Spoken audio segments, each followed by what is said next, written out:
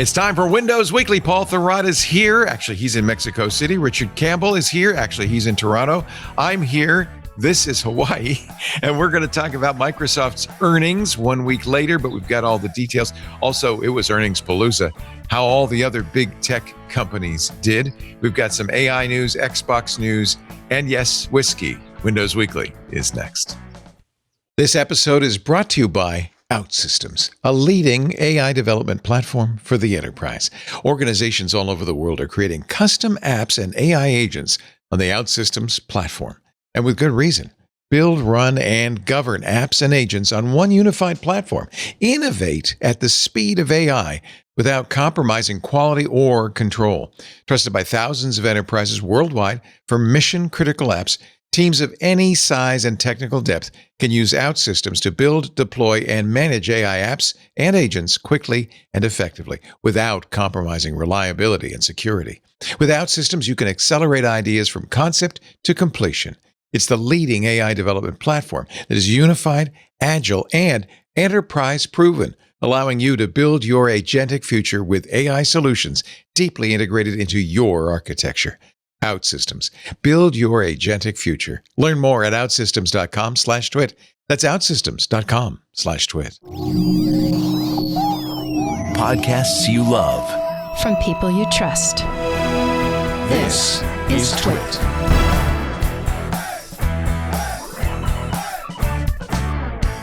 This is Windows Weekly with Paul Thurrott and Richard Campbell, episode 982, recorded May 6th, 2026. Don't lick the manta rays.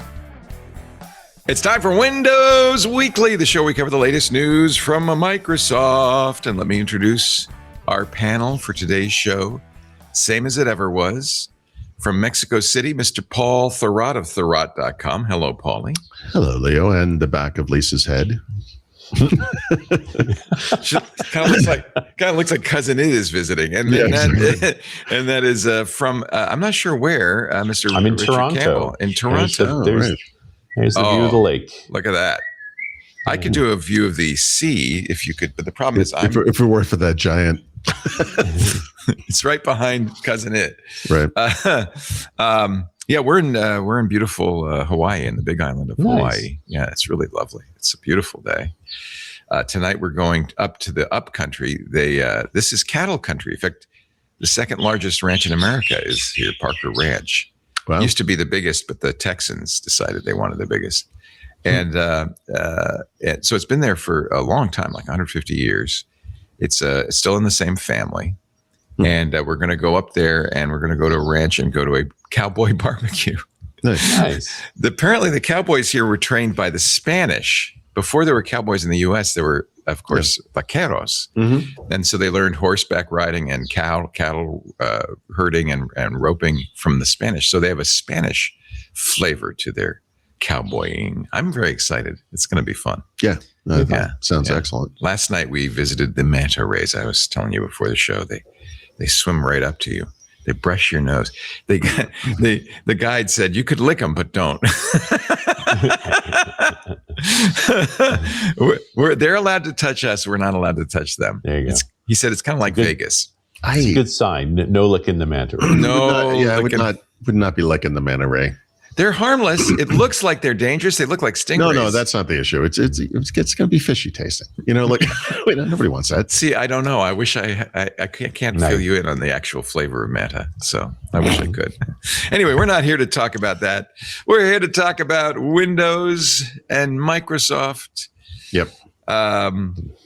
I'm just going to sit back, relax, enjoy the weather while you take over. I thought I was going to be doing that too, because I was going over the notes and I was like, man, there isn't really that much. This might be a short show. And I was I was okay with it. And then I was like, oh, wait. Earnings. Except this. Yeah. I usually, because, when you think about the calendar, we do this on a Wednesday. So I go back to the previous Thursday usually for the news, that's in the notes, and that's what I did. And the earnings were on Wednesday, right, along with the earnings from Alphabet, Amazon. They were literally coming in as we were recording last week. Yep. And I was like, oh no. All right. So top line, Microsoft's, they're doing pretty good. That's crazy numbers. I know. Basically, $32 billion of net income profit on revenues of about $83 billion in the quarter ending March 31. Capital expenditures, which is what they're spending on AI for the most part, the AI data center stuff, actually went down quarter over quarter, but Microsoft said that was going to happen because of seasonality, blah, blah, blah, whatever. But it did go up. It's not, where is this figure? I have it somewhere, but it did go up, I want to say 45% year over year, like hugely. We'll go through some of that stuff. The part of Microsoft that is Windows and Xbox is now the smallest part of Microsoft by far. The three business units used to all be pretty roughly even, 11 to 13 billion a quarter, and they were consistent. And since the cloud stuff really started taking off, and then now AI, you're seeing those parts of the company just explode past the more personal computing part of the company. And as we'll get to in a bit, it's actually going to get a lot worse soon. So that part of the business, 13.2 billion in revenues. Intelligent Cloud, Azure, essentially, is 34.7 billion. Up 30%, by the way, year over year. More personal computing was almost flat. Well, actually, it declined 1%. So you can see where that's going. And then productivity and online services, Microsoft 365, et cetera, but also Windows Commercial, by the way, which is part of the imbalance here. 35 billion in revenues, up 17% year over year. So there you go. Cool. Except there you don't go, because there's a lot to say. Sure. So, yeah. As I do, the next day after earnings, I always write like a long analysis piece. Lately, it's been really AI heavy, as you would expect, and I do get to that. But they made a point in the post-earnings conference call of mentioning their consumer businesses quite a bit, which they don't do ever. And part of it, yeah, I mean, it's just not. Well, I don't think this is what analysts want to hear, and I know that because the 7 analysts who asked questions at the end of the call, none of them asked about any of this, but. This is the part I care about, so that's what I'm going to talk about mostly.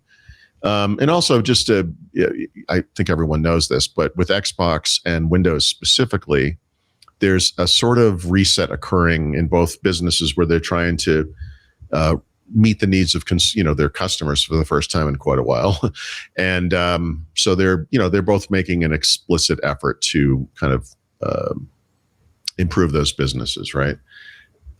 In both cases, and I believe it was Satya Nadella in both cases, there was some like nice, really positive sounding factoid, fact, I guess, at the beginning of the discussion, which sort of offsets all the bad news that is the reality of these businesses. But for Windows, that factoid was 1.6 billion monthly active Windows, they said devices, but PCs, not mentioning the fact that is a high of all time. Right. It's never been that high. They've thrown out 1.4, 1.5 billion at different times. It had been going down. I don't know where these numbers come from. There's, it's kind of hard to explain what that means, but okay, whatever. He talked about all the foundational, the work they're doing. We're going to go through some of that in just a bit, actually. But prioritizing quality, which kind of begs the question: what were you prioritizing before? But whatever. No one asks those questions. And then, as far as the actual numbers, I got to find. What are we getting here? Yeah. So, it's if you look at the previous past 4 quarters, right? You would see gains in revenues from PC makers for Windows. And this is not strictly consumer, but pretty much consumer, right? Because the Windows licensing revenue that goes into the commercial side of the business is over in Microsoft 365 now. And those numbers were okay. I mean, given the state of the market, 1%, 18%, 3%, and 3% were the previous sequential quarters. The 18% one is obviously a bit of an outlier, but that's because of the end of year buying spree that occurred on the part of PC makers, right? Knowing that component prices were only going to go up and that they should get these things in the channel. So there was a little bump there. And Microsoft will tell you that part of that was due to Windows 10 end of life as well. But we're past that. And this year, that part of the business, which does include Surface as well, which you have to sort of think skews things in a bad way. Because they put nothing into Surface. Yeah. So revenues decreased 2% year over year in the quarter. So, excluding the 18% outlier, up 1%, up 3%, down 2%. It doesn't sound that bad.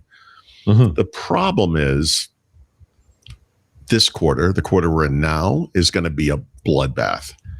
And the first time this came up, I think it was Amy Hood now at this point who's doing this kind of thing. She was saying that they expected Windows revenues from PC makers to decline in the high teens. Wow. So the high teens, and then they later explicitly said it was 18% was their expectation. So this thing's going to nosedive 18%. So it was down to this quarter, it's going to decline 18%. Right. And that is not great. Nope. They even explained where those declines would come from, evenly split between an unfavorable year-over-year comparison with the end of life of Windows 10. Mm-hmm. The second factor was the inventory level declines, right? Because PC makers are no longer buying, bulk licenses to get that stuff going. And then the third one, this is the worst one. They call it a lower PC market. And what that means is people are not going to buy PCs because they're going to be really expensive, right? Yeah. Or are now really expensive, right? They are really expensive right now. Yeah, assuming they can even find them. So, well, yeah, it's hard to buy them, but also you can wait because you don't expect these prices to last. Yeah. And look, this was already, obviously everyone knows this. It's a mature business. I know PCs and Windows sometimes are the butt of jokes, but the reality is these devices are much more secure, reliable rather than they've ever been, and can last longer than they ever have. Mm-hmm. And no one is replacing a PC every 2 or 3 years. I mean, these things get spread out. No, 4 and 5 now. Yeah. And maybe longer. We'll see how it goes. But regular consumers I think go much longer than that. But yep. Most sysadmins I'm talking to are getting 5-year warranties for a reason. They're going to turn them in 5 years. Right. And and look, the reality of the world is that as things have moved to mobile, even for older people like us, I mean, the PC becomes more of a secondary device. It's the thing you turn to when I want to do what I would call real work, or when I need the big screen. Need the big screen, right? And sometimes for older people, especially, I do this all the time. I want to do something important, like book an airline flight. I could do that on my phone, but I am not a child, so I will do that on a computer. That's how I think, And I think sorry, you have to do real work. Yeah, if I was a child, maybe I would do it that way. I don't know. You mean someone who can see their phone? Yeah, that's a huge problem, by the way. Yes. Yeah. How many times you do this kind of? You're like, what is that? Oh yeah, no, glasses off. Yeah, it's on, off. You're like, What's the focal distance that works today? Yeah, but for the broader market, I mean, most people are probably younger than I am, so but they're still not using, they're not using computers as much as say we did at that point in our lives. Computers are no longer the center of this. Well, and for most people, a computer is a laptop anyway. Desktop is just a rare category now. Right. They mentioned Microsoft Edge, which kind of blows my mind. Edge does not contribute directly to revenues in any way, shape, or form. No. There are indirect revenues that come out of Edge related to the advertising stuff, and which explains all the forced usage of Edge, Windows 11, and all this stuff. They want to get you in front of, MSN and all the Microsoft advertising. We want your digital effluent. Yeah. But Satya Nadella said our Edge browser has taken share for 20 consecutive quarters. Now, for a person like me, that's a record scratch moment because I'm like, what? Did it? And I like that you said that because literally what I wrote in my little write-up here was, really? How? Taking share from what browser? From what? They're like, let's roll the tape. So you go to Stat Counter and you look at Stat Counter you can look at it on total usage across mobile and desktop. You can look just at desktop. Microsoft's web browser obviously has higher share on desktop, because it's pre-installed and Windows is huge. So, all right, we'll just give them that. What does it look like? And it does not look like they gained share for 20 consecutive quarters. I don't know where this comes from. Yeah. So I don't know how you cook that number. Edge's market share has been higher than it is now in the previous 5 years. It's not that it's going down, it's going up and down, and the highest high was a couple of years ago, I think. I don't remember exactly, but it's never exceeded 14% market share, despite the usage share, really, despite the fact that it is bundled on the most popular desktop operating system by far. Well, it's the old joke, right? Edge is used primarily to download Chrome. Yeah, and the reason that's not a joke is because That is what it's used That's for, sadly, right? So in that same time frame, I should say I went back 5 years because 20 consecutive quarters is 5 years, right? So Chrome has had over 65% share of the market the entire time. If you go back further, there was a period where it actually did fall to 61, 62%, but Edge, like I said, has never exceeded 14% of the market. Right now, it's 12.75%, or at least it was at the time I wrote it. And that makes it third or fourth? No, actually, is it? I think it might be second. Second. I could just click on the link and find out rather than guess. Yeah. Let me look. I think it is second. Yes, and then Safari is third. Yeah, and then Firefox. Right. Okay, so that's always the question: is Safari versus Edge? So Edge, Chrome clearly owns it. Right. When I'm looking at it now, the number has changed. Now it's 11.51%, but Safari is 6.17, and Chrome is 72%. Really, so Chrome has actually gone up since I wrote this. So that makes this. I don't know. It's possible Microsoft is looking at numbers they don't have access to. I tried to do this like maybe just on Windows. Okay, maybe. Yeah. Anyway, I couldn't find any supporting evidence for this, so moving on. Bing, same thing. We're going to throw out a nice little factoid for Bing. That search engine we all love to use. Bing. Listen, both guys really like it, and they don't like how mean you are too. I'm okay with it. Bing monthly active users reached 1 billion for the first time. Satya Nadella said. I'm like, monthly. Okay, hold on a second. So, that's the search to find Chrome to download it. I'm actually wondering if they're defining users in a different way than I would define users. Like, for example, I would say a user is a human being. And I think what they're saying is that AI is driving traffic to Bing. And by AI, I mean Copilot typically, or Microsoft products of some kind. And that they're counting that as usage, like a user. Right. Like you might describe an agent. I wonder if internally they call it unintentional usage, but that's a good term because let me see. I think I wrote something to that. Let me see if I can find it. Well, the way I wrote it is the right question to ask is who uses Bing purposely? The answer to that question is into a browser, right? It actually goes there, like or it's in Edge, and they know it's in Edge, and they still keep using it, and they can't explain why, but they do.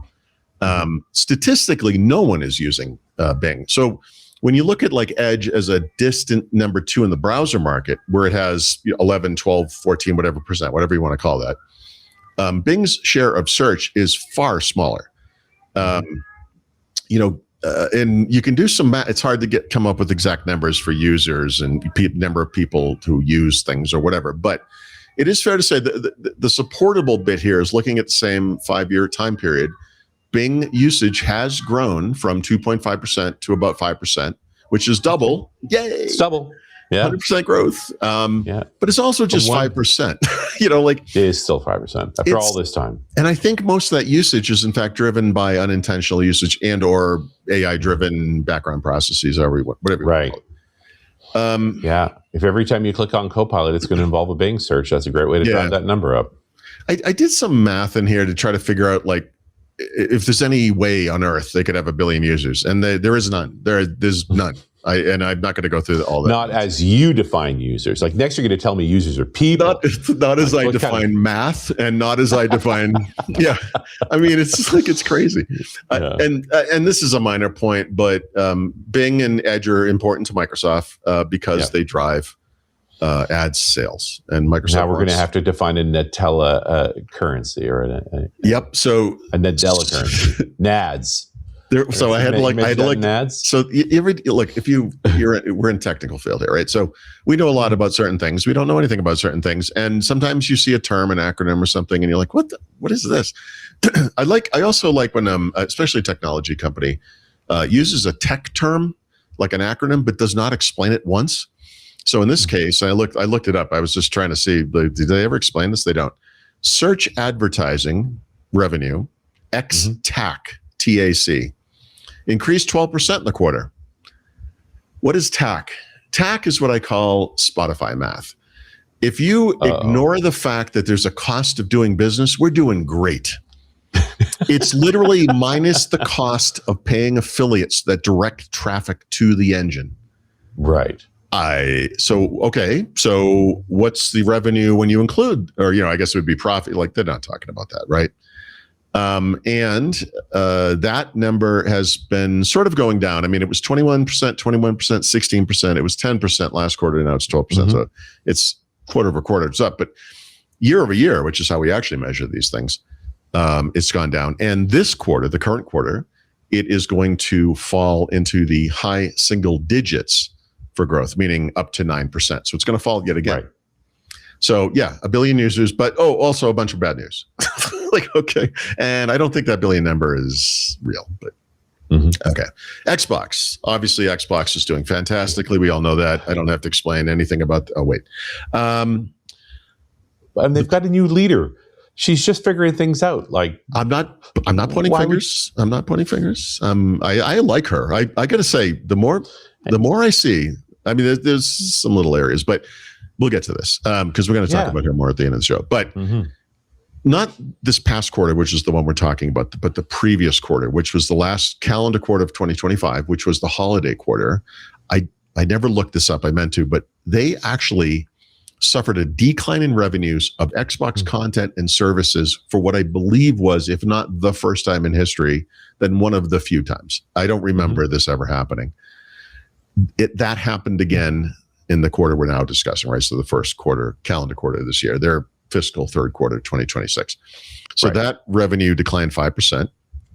And this one, I should have looked this up. They blamed a prior year comparable that benefited from strong first-party content performance. In other words, Microsoft released some game that did particularly well in that quarter, and this year we didn't have something like that, and so it went down. Okay. Xbox hardware revenues fell again. Jesus, like 33%. So the previous 4 sequential quarters, I'd like to go back. I should go back and figure out how far back this goes. But hardware revenues in Xbox declined by 32, 29, 32, and 6% over the past 4 quarters in reverse order, right? This business is not doing great. But don't pay no attention to the man behind the curtain, because it'll be fine. Xbox set new records for monthly active users in the quarter and for game streaming hours. Okay. It's like saying the Nazis had an awesome party in the Reichstag right before Berlin fell, and it was a great night. Yep. The rest of it's going bad though. Wow. So yeah, I know. Anyway, this quarter, the quarter we're in, Xbox content and services will decline in the low teens, which I take to mean 11 to 15%. Thus, those revenues will fall 3 quarters in a row. That has absolutely never happened. That's incredible. And the blame here is because of the prior year comparable thing again, but also, hey, we just lowered Game Pass prices. See, we're listening. Right. It's like, we're not going to make as much. It's going to lower revenues too. I mean, they had to know that was going to happen. And then Xbox hardware, they didn't even guess. They were like, it's going to decline. It's like, what? Does that mean it's going to decline like 50%? What are we talking about? That's insane. Like, they didn't even try. They didn't say anything vague. They just said it's going to decline. Yeah, we know it's going to decline, but okay. And then AI, I mostly stuck to the consumer stuff, but we got to talk about AI, obviously. Microsoft is now saying, I had guessed before based on what they were doing, and they had never said this for the year yet, but this past week they did.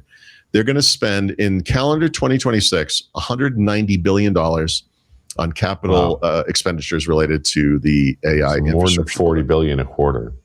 Yep. Remember the number last year they were talking was $20 billion a quarter, and they exceeded that. Yeah. But now they're talking, they doubled. But I don't know if they've spent $40 billion yet. It's always been 30 something. Yeah. So this quarter was, like I said, almost 32 billion. Last quarter was 37.5. The quarter we're in now is going to be over 40 billion. Wow. And then, of course, the next one will be too, because that's how that math adds up. They didn't say that, but that's math. They also had one specific, what I would call hard number, like actual number. I mean, assuming, ignoring the fact that most of these people probably got discounts and whatever. There's a lot we don't know. Microsoft 365 Copilot now has 20 million paid seats. So 20 million is a good number. Yeah. Out of how many M365 you use? I've done the math. So okay, and my math is out of date because they didn't give us a new number for total Microsoft 365 commercial subscribers, but they did the previous quarter, and that number at that time they had they're claimed 20 million paid users out of 450 million paid seats. So 3.5% of that customer base was paying additional money every month for Copilot. Now, it's probably not actually $20 a month, by the way, but there's no way to know that. This, assuming nothing has changed, meaning 450 million Microsoft 365 paid seats, that figure has gone from 3.5% to 4.4%. So yes, we have 100% growth, but when your numbers are relatively tiny, right? Yeah, if you're going from 1 to 2, 100% is easy. Yep. And I will just point out again, because my mind is wired this way and I'm terrible, that 4.4% is lower than Bing's market share and is lower than Microsoft Edge usage share, really, but way lower. So I also, this is an awesome one where this guy asked specifically, so every question was about AI and spending and return on investment. When are we getting our money back? And and it was like the change bake thing, it's like, we're going to make money through volume. So Amy Hood is super pumped, she's like super positive, everything's great. Anyway, I think it was the first question the guy asked, well, how does this spending actually get paid for? And then this is Satya's answer. He goes, "You want to start, Amy?" It's like handed it off to Amy. It's beautiful. It's a beautiful moment. It's not worth going through all of these questions on air. I wrote about every one of them in this article. That's quite lengthy. It's just the same thing over and over again. It's literally, and people would start at the question saying, well, I know you talked about this, but it's like, but could you do it again, please? Because I'm not hearing a name that makes sense, or a number. I'm sorry, a number or an answer or whatever. And I don't know. He also, the one thing I will point out that I thought was kind of interesting, if you think back to as long ago as last week, Microsoft and OpenAI re-engineered their partnership yet again. There was a big announcement about that. The next day, OpenAI and Amazon announced an expansion of their partnership. Yep. Yeah. And I think from the outside world's perspective, it feels like Microsoft is probably right to get rid of what is probably a financial and resource boat anchor or whatever in some ways, but it's also heavily reliant on OpenAI and ChatGPT for the GPT models for their own, first-party services, and they can't afford to let them go completely. And it sort of feels like from on the outside that maybe OpenAI got the better part of the deal. But I have to say, Satya Nadella did a pretty good a job of kind of defending it and why this makes sense for Microsoft still. And I'll just read part of this because I thought I think this is relevant. He said, we have a frontier model, meaning OpenAI's, GPT 5 point whatever it's on now, with all the IP rights, royalty free. We have access to that all the way through 2032, and we fully plan to exploit it. That's good. I mean, that's that's what it means. No, I mean that's it. He talks about how they're a customer and they're not really paying them, but sort of paying them and whatever. And okay, fair enough. But I think that's the thing that. We're in 2020. We're talking 6 years, and AGI is going to happen or not before then, right? They have access to, if it's not the top, because it's on schedule. Is that what you're saying? AGI is like right on schedule. I'm not clear that it exists, but or will exist. There's any reasonable path to it. Anyway, Apple announced earnings. No, I don't know what to say about that. I don't. Yeah. I don't know. AGI. That's what you say. Yeah. Someday. You're setting business deadlines based on a technology nobody knows how to build. So remember when defined meaningfully? Yeah. When one of the big things, this came up last week, right? Microsoft was buying Activision Blizzard. They were going through the whole antitrust process. Mm-hmm. And people like me and others, others did this. We're trying to do the math. Like, how does this make sense to have Call of Duty be in Game Pass? And the ultimate answer is it does not. And so years later, they scale back And they announced what they announced recently, which is we're rejiggering Game Pass again. We're going to lower prices, but we're taking Call of Duty out. And that's the only thing that makes sense financially. Yep. Yeah. Why? How did I, from the outside, know this 5 years ago, 3 years, whatever number of years ago? Telegraphed it right off the bat. Yep. So I didn't have time to look at this. This is a report from a third party, but Microsoft has a commitment to be like carbon neutral by 2030. And you have to think with all this AI build up, unless you intend to use the power of the sun somehow to power these AI data centers, I don't understand how you're going to do that. And they might actually drop that pledge. And I'm sorry, but you had to know you were never doing it. Like you had to know. So. We're going to pause at this juncture for a commercial message, but we'll be right back with more earnings learnings, actually, because it was earnings palooza, as you point out. God, last Wednesday was usually I get out of the show and I'm like, all right, I got the day. I'm just going to be great. Relax, have a taco. It was Apple, Microsoft, Amazon. Well, Apple's the next day. Amazon, I think AMD. Well, AMD was more recent. Qualcomm, it was all at once. They all want to drop at once. Meta. The only one that suffered in the stock market, though, was Meta. Everybody thought they're spending too much money on AI, which is kind of ironic. Interesting shift in the tone, right? Yeah. Everybody's spending a lot of money. I don't know what too much means. I'm surprised it's not a story. Let's take a break. And when we come back, more earnings learnings. You're watching Windows Weekly with Paul Thurrott and Richard Campbell. This episode of Windows Weekly brought to you by ThreatLocker. ThreatLocker's zero trust platform now delivers the industry's most comprehensive suite of zero trust solutions. They've always done endpoints, but now they also protect networks and the cloud. That's so good. By extending zero trust enforcement to cloud services and company networks, ThreatLocker ensures that devices are validated through a secure broker before connecting to your most vital platforms like Salesforce or Microsoft 365, Asana, Google Workspace, and GitHub. So even if a user, worst case, right, successfully phished, attackers cannot access the resources of that user unless they'd actually have to have physical possession of the user's trusted device. ThreatLocker works across all industries and provides 24/7 US-based support. It works everywhere, Windows, Mac, Linux environments, and enables comprehensive visibility and control. That's one of the real benefits of zero trust. Ask Rob Thackeray. He's the end-user technical architect at Heathrow Airport. They cannot afford to go down for one moment. Rob said this, quote, ThreatLocker was the most intuitive solution we tested, and the responsiveness of the organization, the willingness to engage with us, to set up a demo, to work with us on weekly audit reviews is very good. It's great to have an ongoing relationship with a company that is so responsive to our requests. Thanks, Rob. Trusted by global enterprises, not just Heathrow Airport, but companies like JetBlue, the Indianapolis Colts, the Port of Vancouver. ThreatLocker consistently receives high honors and industry recognition as a G2 high performer and best support for enterprise, summer 2025. PeerSpot ranked it number 1 in application control, and GetApp gave it their best functionality and features award in 2025. You can confidently ensure users have access to a consistent, safe network connection with ThreatLocker. Offices, remote users, internal servers, and critical services can maintain smooth operations without the need to open inbound ports or deploy traditional VPN solutions. Your end users will get the same secure, reliable internet system access they need without complex infrastructure changes. Get unprecedented protection quickly, easily, and cost-effectively with ThreatLocker. Visit threatlocker.com/twit to get a free 30-day trial and learn more about how ThreatLocker can help mitigate unknown threats and ensure compliance.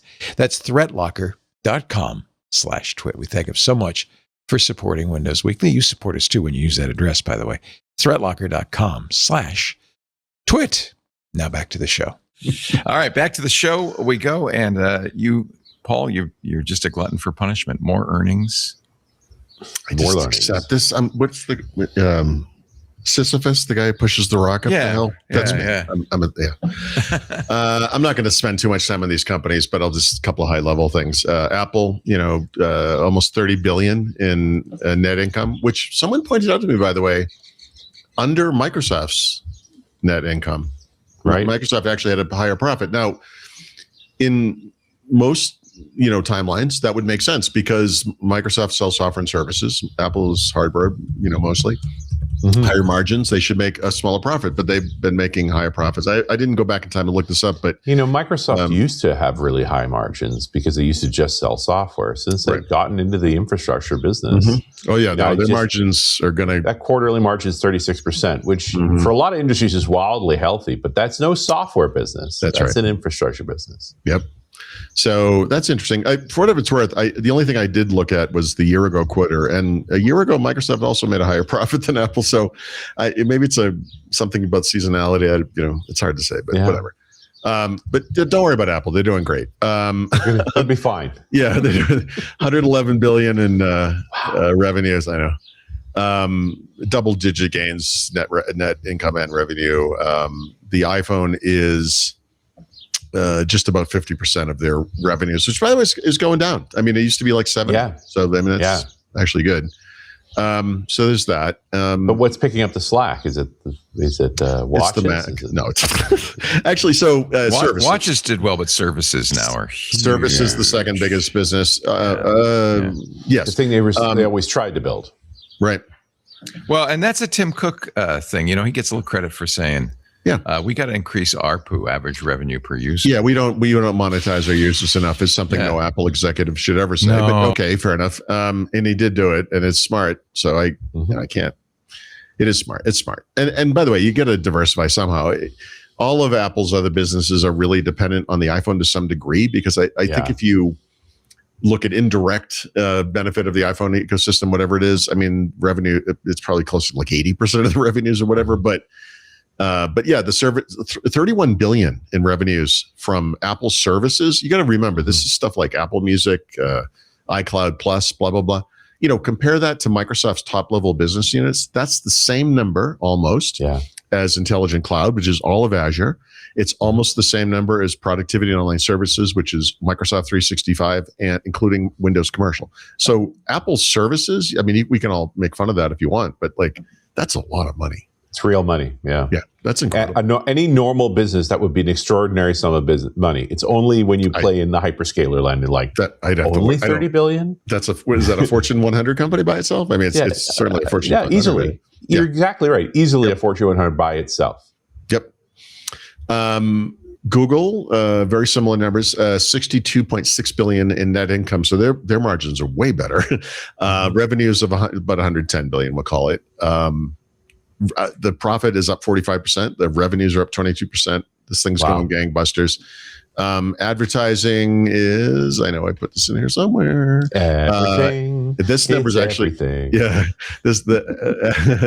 revenues from advertising are now over 81% of Google's overall revenues. That's gone up. That used to also be around 70%. So that's kind of interesting. Google Cloud, distant number 3, I guess, in this kind of market. GCP, but still 20 billion in revenue. So again, 2/3 of Apple's services business, but up. Yeah, still a Fortune 100 company. Still humongous, exactly. Yeah. So these numbers are kind of hard to know, but it now has over 350 million paid subscribers or subscriptions, right? YouTube and Google One being the key drivers. So YouTube is meaning YouTube Premium, people paying to not have ads, which is ironic. Or Google One is that whole, there's all these dumb names for these things now. It's like Google AI Pro, Google AI, whatever they are, it's that stuff. You get the Google Drive storage, you get the Gemini AI rights, et cetera, et cetera. So they're doing good too. I mean, that's great. Amazon also kind of kicking it. Amazon's tough because if their press release is 10,000 words, about 100 of them matter to me. It's like the most pointless every quarter. It's like an insane list of things we've done, which don't have anything to do with anything, but net income of $30 billion and revenues of $181.5 billion. Their profit kind of thing almost doesn't matter because it just goes up and down so sharply. It's hard to even know what that means. But for our purposes, Amazon Web Services, AWS, 37.6 billion, right? So again, that's bigger than all of Azure, that business, Intelligent Cloud. It's bigger than all of productivity and business processes, right? Which is Microsoft 365. Growth was 28% in revenues. there's a, I don't know what this means. Well, I mean, I do know what it means, but it's kind of weird. They don't really call this out elsewhere, but their chips business is the way that Andy Jassy described it, grew triple digits to, I don't know why I assume this number, but about $5 billion in the quarter. So this is, in other words, customers paying Amazon to use their CPU, TPU, whatever they're calling those things, on AWS, essentially, right? Right. And their advertising business all by itself is $17.3 billion, up 24%. So they're doing pretty good. Yeah. AMD, You figure the run rate of a bottom tier Fortune 100 company is $25 billion. oh, is that what it is? Okay. $25 billion a year. We're talking quarters here. Yeah. So these individual business units have quarterly revenue, the equivalent of the bottom of the Fortune 100's annual revenue. That's an interesting way to kind of level set this, because I often if you talk do $6 billion in a quarter, you're ranking. Oh my, $6 billion in a quarter? I mean that. So remember, and when I say remember, I mean literally this is like 20 years ago. But Microsoft would have trouble getting businesses off the ground if the expectation was that they couldn't figure out a path to this being a $1 billion business. $1 billion. That was Ballmer's line. Don't bring me anything that isn't $1 billion business. And when we say $1 billion business, that's a year. It's not a quarter. It's not a quarter. Exactly. So if you look at individual business units or businesses or whatever inside of any of these companies, Microsoft, Apple, Google, Alphabet, Amazon, right? The sheer number of them that are double-digit billions, right, that might be worth looking at. That's astonishing. Like that's an incredible, because you can look at users. Google often talks about how many of their services have over 1 billion users or whatever numbers of users, and they're big. But at the end of the day, it's about this money, right? I mean, your business, and that's an incredible. We say the number billion too casually. Yeah. And we also use the term big tech too casually, because a lot of tech is big, but these guys are big, like really big. These are the biggest companies that have ever existed. Yes, right.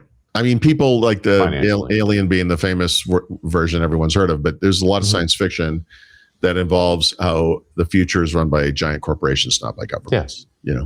And that's what you see here. Like the giant corporations are here. They're not quite running the government, but they're awfully close. But they are talking about putting spaceships out there, and they're going to, like it's going to turn into aliens. I mean, I don't know. It's incredible. AMD is one of the smaller of the big tech companies, I guess. 1.4 billion of net income, 10.3 billion in revenues. That's a 38% gain on the revenue side. Now their data center business is their biggest business, right? And they are, to NVIDIA what maybe Bing or Edge is to their markets, meaning a distant number two. But over half, is that right? Yeah, over half their revenues, 5.8 billion, came from data center, and that's up 57% year over year. At the time I wrote this, client and gaming, which is everything related to PCs, right? So actual chips for PCs, Ryzen chips, and then the Radeon graphics, that people might buy for gaming PCs. That business went up 23% year over year, 3.6 billion. That obviously used to be their biggest business, basically used to be their only business. I didn't have this information at the time I wrote this article, but I guess in their post-earnings conference call, which I did not listen to or read, they're predicting like a big double-digit shortfall in that business in this quarter and for the rest of the year. So, what's her name? Lisa Su, the CEO and chairperson for AMD, has made a big and very public bet on AI data center activities, and it does seem to be paying off. And I think this is the dark side of that, because of course, they have to have that kind of growth, because if they were only PC gaming, whatever, this would be a much smaller company. Sure. One of the arguments I'm making in the AI hype keynote right now is that Google, Amazon, and Microsoft are all cementing their leads as the world's data centers. That's right. The same way that cell phone companies have. Like you wouldn't start a new cell phone company and expect to put up enough towers to matter. It's not impossible now. Yeah, these companies have now just invested so much in data centers. That's a perfect comparison. And you're also going to see the data center or AI equivalent of MVNOs or whatever they're called, the little mobile companies that are really using T-Mobile bandwidth or using Verizon or whatever it is. And it's really, in the US at least, we basically have 3 companies, and that's it. Sorry. Well, and it turns out that's basically the world, except the world's getting really concerned about data sovereignty, which now gets into this whole MVNO model where we might now start see, national sovereign entities that utilize a portion of this multinational's data center under some different rules. Right. Yep. Yeah. This stuff's moving quick.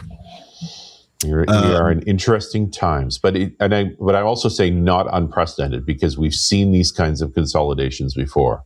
Yeah, it's just the scope and I guess scale or whatever of it that is what's notable, because our monopoly laws in the United States date back to the 1800s, and things like steel and railroads, and so they were big and bad in their day, but they look like a mom and pop.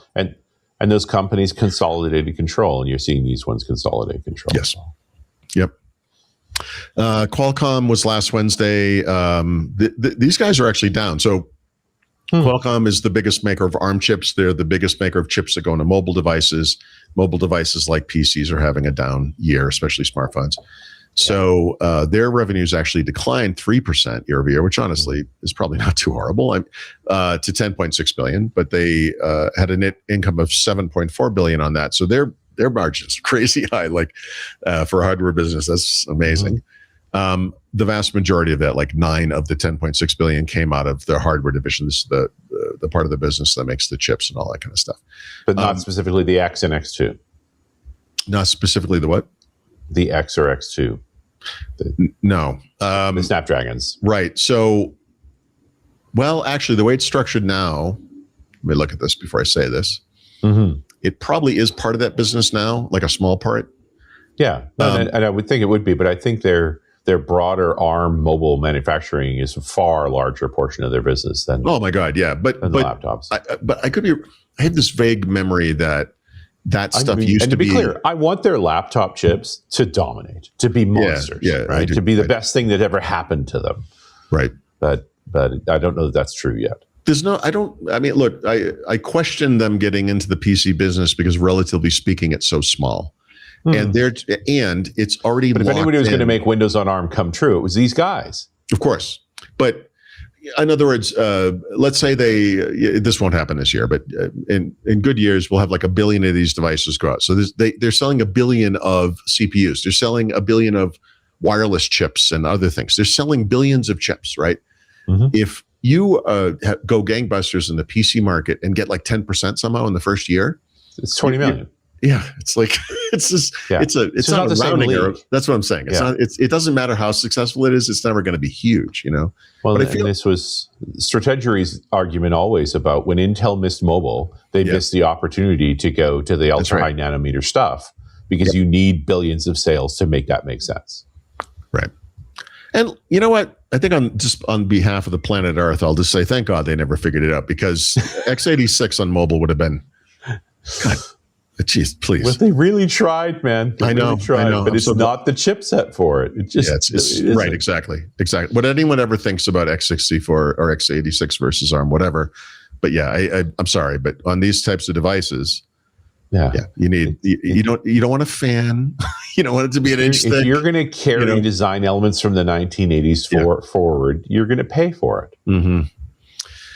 I was explaining the Itanium and the x86-64 architectures the other day, and just how badly Intel got punished for making a new chip from scratch. And I wonder why they're jumpy about trying to do that again. I mean, don't get me started on Itanium. It'd be like if you were driving around in a car and then had to pull a second car that was just the battery. That would be Itanium. It's like it was just so big and heavy in the wrong direction, but whatever. Well, that's it. But they blame it on the customer only wants us to maintain our old design, not we couldn't make a new design to save our lives. Right. That's depressing. Okay, just 2 more points about Qualcomm. They previewed the fact that they are going to very soon announce a data center based chipset, right, for AI, of course. They claim money there. Yep. A leading hyperscaler has engaged with them on a custom silicon engagement which they could you be more vague? No. But so they'll be more down to 5 companies. So, okay. Yeah. So June 24, they're having an investor day and they're going to announce that stuff there. And some other things related to what they call physical AI, which I think is going to be for wearables like pins and, whatever comes out of that, which is IoT. IoT is the smallest part of their business, basically. But that, maybe will help change that. The other one is that there's a bunch of people I really like at Qualcomm, and this guy is one of the good guys. And I'm gonna butcher his last name. I'm so sorry, but Alex Katuzian, who was an executive vice president and group general manager of mobile compute and extended reality. So he was one of the guys, behind Snapdragon X, was hired away by Intel. Interesting. Yep. And he will be, it's a similar position. Let me see if I can find this. Where is this thing? Yeah, he will assume the role of executive vice president and general manager of client computing and physical AI. So that's that thing I was just talking about, right? So client computing is, x86, and physical AI is hopefully something that's not x86, but whatever. That's surprising. I assume Intel the Intel truck backed up, beep, beep, beep, and dropped a bunch of money on his front line. I don't know. But, good luck, obviously, to him. He's a good guy. Okay. I didn't write about this, but late last week, I think it might have been Friday night, Marcus Ashe, who's a guy I've known for a long time, when we took the kids to Germany 5-ish years ago, we met him. He was working at Microsoft in Germany at that time.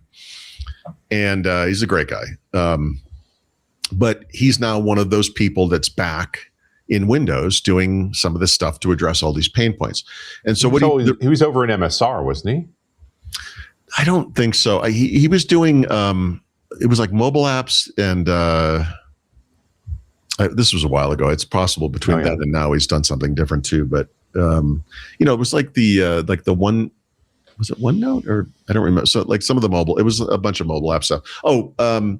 Remember they bought a company from Germany that did the To-Do app, not Todoist, or I don't remember, but they tried. Oh yeah, it had a funny name. That's where that team was there. That they were in Berlin, right. And that's where that was from. And it was so they moved. They did. It became Microsoft To Do. Microsoft To Do, right? Yeah. And Wunderlist. But it is. Yeah, Wunderlist. Yeah. So that was. This would be a good time. A lot of that group was from that team of people, right? And he moved to Berlin. Yeah, he was living in Berlin for several years. Right. So now he's back, and he's working Windows, like I said. So we're starting to see these guys. They're communicating, they're tweeting, whatever. So back a couple of months ago, Pavan Davluri comes out and says, "Look, this is what we're going to address the pain points." We went over that whole thing. I made the point of saying, "Well, you're not addressing some of the big enshittification stuff, blah blah blah, whatever." I didn't write about his little post here because we've already covered all this elsewhere, and we wrote about it as it was happening. But I do think it's worth just kind of doing what he is doing, which is just providing a progress update. Like, so what has happened in just a month or so, right? Which is kind of interesting. The only problem I have with this is that some of this is shipping in the Insider program only, so it's like experimental right now, but we'll get it in what Microsoft calls retail now, what I think of as, I don't know, it's stable, in stable or whatever, not in the Insider program, right? In the next couple of months. Some of this is already shipping to stable or retail. I'm going to have to wrap my head around that term. The two big ones, of course, are the ones we talked about last week or the week before, I don't remember. The changes to the Insider program, where you can now enroll in one of two new top-level programs or channels, I guess, right?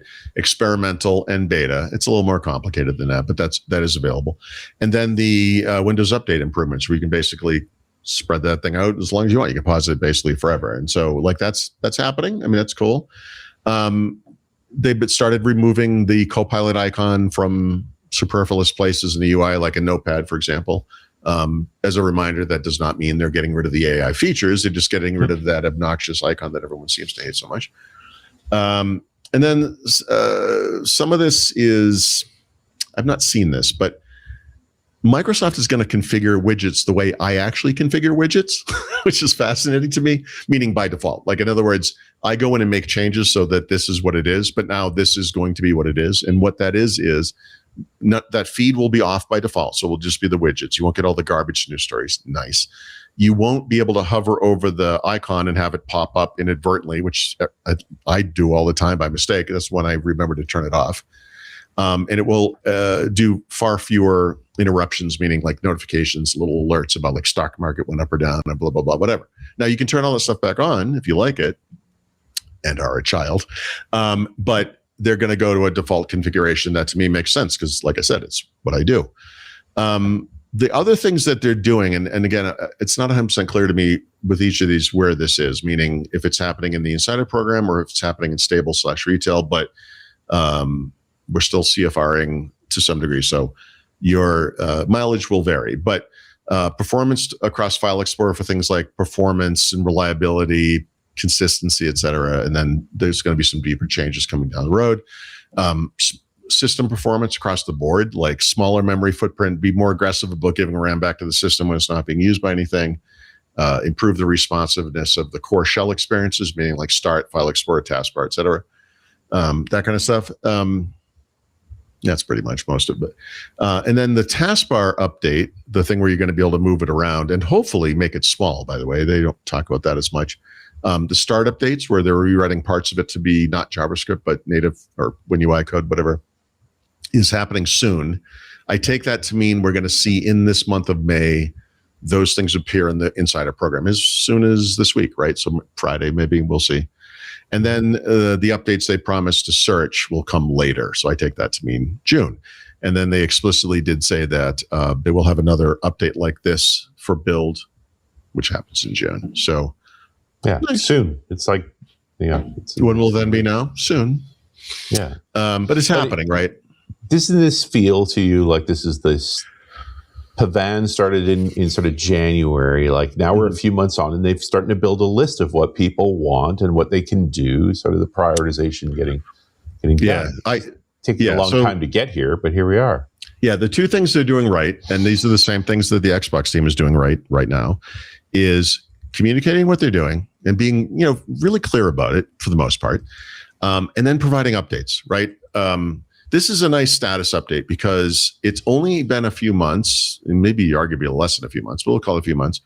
And it's a pretty good, it's like, look, this thing is out in the world. We're not changing code for something that this is 1 billion people have this thing, right? Like you have to be, we all want these changes. It's great, but you have to, there's a certain bar they have to meet here as well for quality and so forth. So, I mean, I think this is good. This is keeping us apprised of what's happening because some of the stuff wasn't completely obvious. Kind of the back end stuff, you might not notice or know, even know it was happening, right? So it's nice. I think it's nice that they're doing this. Now let's see. This is, where are we? It's May. So next week, right? Next week. Let me make sure that's correct. Yeah, I think yes. Next week on Tuesday is Patch Tuesday. So this will be, I think this is right, the first month this year where we're actually going to get some major feature updates in Windows this year. Last year, we had major feature updates all but one of those months because January is kind of an off time. So this is a nice change, right? But we are getting to big changes, right? So one of them is Xbox mode. This is the replacement for game mode. This is also the replacement for full screen experience, which debuted on those Xbox ROG Ally gaming handhelds. I do not see this on any of my computers, and it's freaking me out because I'm sorry. I should explain why I said that. Last Tuesday, sometime last week, I don't think it was Tuesday, they released the Week D update, right? This is the preview of next month's Patch Tuesday update. So if you want this now, you can go and it's available in preview. You can kind of go look for this. I've installed it on multiple PCs. I'm not seeing it. I think we're still stuck with the CFR thing for a little while. And then the other big one is AI agents on the taskbar. And that's big because of what I just said. It's AI agents on the taskbar. It sounds really big, but you're not going to see this, right? Like, you're not just going to wake up one day and some agent thing's going to pop up and be like, hey, we're here. What do you want us to do? It's not like that. So this is the capability in the operating system that enables this to work. And so if you have a Microsoft 365 Copilot subscription, there is a researcher agent that is available now that you could potentially run, and it would would do this thing. You know, the thing that was so outrageous last fall when he made the stupid move of talking about it ahead of of Ignite. So I've not seen it. I've only seen the demos they've done. So we'll see. But this is a big change, and you know it's going to go down like a lot of medicine poorly. And then there's a bunch of minor things. The drop tray is being renamed, but they're also making it a little more elegant, meaning small. I just turned it off. I hate that thing so much. And then minor, you know, File Explorer, Microsoft Store, et cetera, whatever. It's the other stuff's small. But Xbox mode and AI agents on a taskbar is it's interesting. Yeah, that's big. Potential. We'll see. I mean, we'll see what happens. But yeah, we just got to figure out where the customers actually are here. Like, you know, the devs are using a bunch of agents, but they're using it through their own tools. They don't need it on the taskbar. I know. A regular mortal user is going to want an agent widget wiggling away on the taskbar going, hey, I got something for you. Yeah, this is not like, you know, if somehow I was magically in charge of UX at Microsoft or whatever, I would never have come up with this scheme. But I will say that watching that demo from Ignite and that, you know, that session or whatever, I was like, okay. I mean, like, you know, they're making it make sense within the context of how Windows has worked for, you know, since 1995, basically, right? So it's like, yeah, maybe, you know, we'll see. I still feel like agents are complex and for technical users only at this point. It's going to get there. I mean, it's going to get there quick, but I mean, you know, it God help any normal human being with some stupid thing pops up in the taskbar and they're like, what fresh hell is this? You know, and it's some agent thing like, hey, buddy, we can blah, blah, blah. It's like, oh, no, I don't want to do that. I do not want that. I don't know. We'll see what happens, but it will go great. And then finally, a security researcher, hopefully not the same guy that found the supposed security problems in Recall, discovered that Microsoft Edge is loading all of your saved passwords into memory in clear text. Don't save even when you're not using those passwords. Like it just does it as part of its boot process. Yep. Don't save passwords in Edge. For a Bitwarden ad. Jeez Louise. Wouldn't it just? Yeah. Holy cow. I don't know what to say to this. Like, that's not good. So maybe Microsoft could talk to Anthropic and get a little red team going there. Well, and I wonder if that's what's actually happening, and some of these things are starting to leak. That could be. You know, after the Firefox experience, if you've got a commercially facing piece of software, if you're not on this right now, you're effectively committing suicide. Right. Everyone that is running any kind of a software organization should be pointing to this and saying, we need to do this right now. Right now. If that's not your response, if your response is to do the, you know, ostrich head in the sand thing, that's going to be fine. It's not a big deal. Yeah, you need another job. You're doing the wrong thing. Well, and Microsoft has access to Mythos, so this may well be a Mythos. I presume that it's in works. Revelation. But this is the one that's well. The maybe thing this is just leaked. This is an external researcher supposedly found this. Oh, what's a Microsoft? No, they haven't said this. No, Microsoft would do this in what I would assume would be a fairly responsible way, and saying this was happening, but we have fixed it. You know, and that you would find out about it after they'd already fixed it. Yeah, no, my expectation is that every one of these companies is going to abruptly announce 200 plus security patches to their products. Right. We already. I don't know who has this kind of ADHD, but like somebody last Patch Tuesday was like, this was the most security vulnerabilities Microsoft has ever fixed in a single month ever. Yeah. And it's like, okay. I mean, you don't really see that in the top level announcement, you know, like they don't really Microsoft doesn't say it. Nope. I think Steve Gibson said it was the second big Patch Tuesday. Yeah. It was just enormous, but huge. It was like, And you have to think that has to do with it. Yeah. And Firefox 271 bugs. They didn't say vulnerabilities. We don't know how many of them were actually security flaws, but 271 bugs. I guess there's So there's the vulnerability bar or whatever, but then there's bugs. Many bugs lead to vulnerabilities. That's the lesson I've learned from doing security now for 20 years. That it's often the bug that then gives you an entry. The vulnerability. Buffer overflow says, "Hold my beer." You know? And Steve said, and I think this is true, that you can count on AI not to make those kinds of dumb mistakes. It might make dumb mistakes, but it knows about buffer overflows. It's not going to. But only when that aspect is prioritized. Well, right. But I think I would imagine the adversarial models we're starting to use now is literally you have a tinfoil hat agent that's attacking every piece of code for its vulnerabilities and spitting out issues to fix them. Yeah. And ChatGPT has done the same. They've announced a security model that they want people to use. Everyone's doing it. Yeah. That's great, though. Everyone should do it. It's fantastic. Yeah. It's going to make things better. And it speaks to sort of the reality of what's happening as we get faster at building code is we're building more code. He fell right working over on our long list. Yeah, because there is a lot of AI slop out there too now. Holy moly. We're going to talk in the next show on Intelligent Machines to Troy Hunt, the legendary founder of Have I Been Pwned? Oh, nice. And of course, he's the guy who's been cataloging all these breaches all these years. Yeah, Troy's amazing. Australian fella from the Gold Coast. We need people like this. Sydney a few weeks ago. Did you? Yeah. This wouldn't be my area ever. Like I'm not inclined or whatever, but I love that these people exist. Oh, so you remember we always talk about that XKCD cartoon where the entire internet is supported by one developer with this little brick, this whole house of cards. That would be funny if it wasn't true, by the way. Yeah. But he's the guy. He something like 14 billion requests a day from every browser. Every open source maintainer on earth is like, right.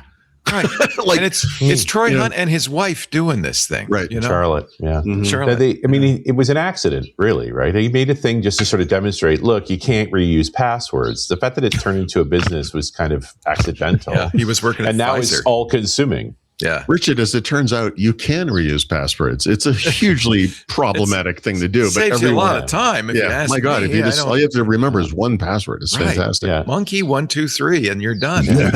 Bob's your uncle. And I was on his beta, and so the first time he put the thing up, I was already in a breach. I was one of the original Stratford breaches that was on its system. I think that. So he put it up as a kind of project when he was at Pfizer, and then there was a big Adobe breach.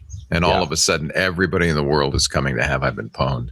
And he said, this could be a business.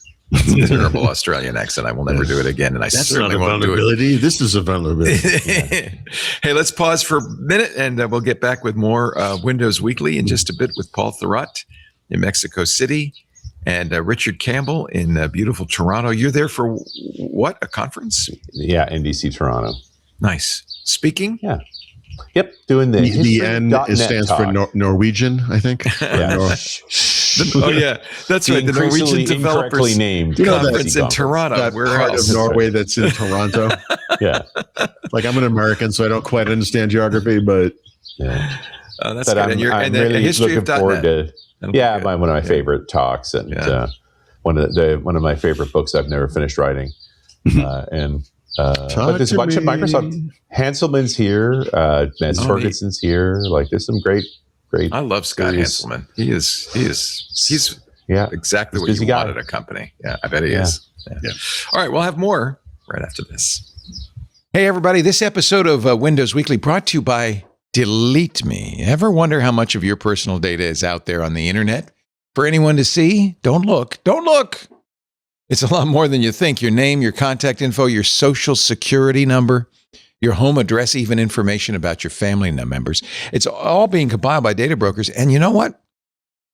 It's completely legal for them not only to collect your social security number, but to sell it online to anyone who wants it. Anyone on the web can buy those most private details. And you could see what the consequences of that would be: identity theft, phishing attempts, doxing, harassment. Well, now you can protect your privacy with Delete Me. In fact, this is what we use because we realize, and I think every business needs to realize this, middle management in general, is being targeted. Their direct reports are getting text messages, phone calls, emails from them saying, hey, send some money here or there. And the thing is, it happened to us, and we realized they know way too much about our management structure, our who reports to whom, whose phone numbers. They knew it all. That's why we went to Delete Me. We subscribed. You got to protect yourself. It's also why I recommend it to you. Use Delete Me to solve the problem. That's what we did. keep ourselves and our businesses protected, and our families too.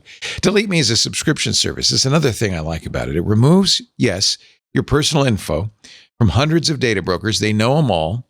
You sign up, you provide Delete Me with exactly the information you want deleted. Their experts will take it from there. They send you regular personalized privacy reports. We just got another one for Lisa. It says what info they found, where they found it, what they removed. And this is why it's important that it's not just a one-time service. These data brokers are required by law to take the information down, but they're a little weaselly. They figure out ways to put it back. They start collecting that info all over again. Oh, it's a new person. The middle initial is different. And this is the really slimy thing, they go out of business and then start up again under a new name with all the information. That's why you need Delete Me, always working for you, constantly monitoring and removing the personal information you don't want on the internet, because it's like a cockroach. It keeps coming back. To put it simply, Delete Me does all the hard work of wiping you, your businesses, your family's personal information, wiping it off of those data broker websites. Take control of your data. Keep your private life private. Sign up for Delete Me. We've got a special discount for our listeners today. You'll get 20% off your individual Delete Me plan when you go to joindeleteme.com/twit and use the promo code TWIT at checkout. But you got to go to that address. It's the only way to get 20% off. And don't just Google Delete Me, because there are other companies with that name in the EU. You want to go to the one in the United States, the one that gets data brokers to take that information down. So go to the website, joindeleteme.com/twit. One word, joindeleteme.com/twit. And please don't forget to enter the code TWIT at checkout. Again, one more time, joindeleteme.com/twit. Offer code TWIT. We use it. You should use it too. Join Delete Me. Okay, it's the second time. joindeleteme.com/twit. Thank you, Delete Me, for your support of Windows Weekly. And now back to Paul and Richard and some guy named Leo. I think he's in Hawaii. Is that possible? How could it be? Look at the beautiful Hawaiian day behind me. It's gorgeous. Yeah, it's a little bright, so I have all these. Yeah, it's really silly. And I think at some point window washers are going to come, and they're going to be behind me on ladders. So just nice. A word of warning. Let's go on with AI, Paulie. Yeah, I don't want to talk about any of this, but I'm going to just do this. It's like, so Microsoft announced something called Microsoft Agent 365 at Ignite. It's been in preview probably since then, I guess. I don't know. It's out of preview now. I guess it's an agent for monitoring agents. It's like, what?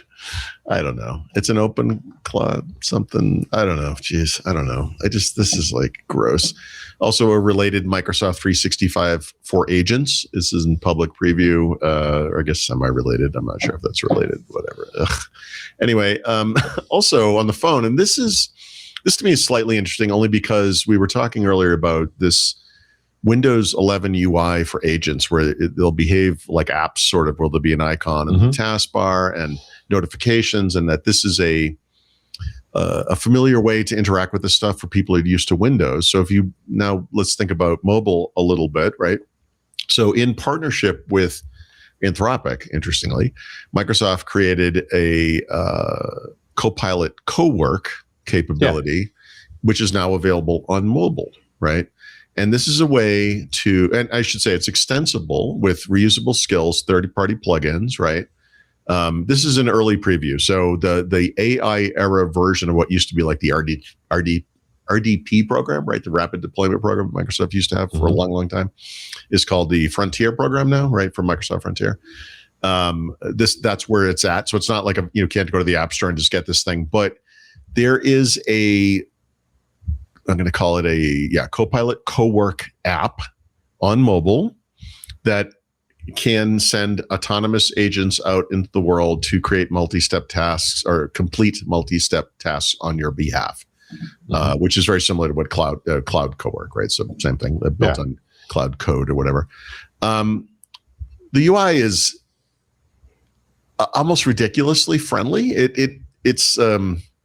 It reminds me of something from the distant past in the Microsoft sphere, but but it's basically just big buttons, and it's stuff like organize my inbox, arrange, my will.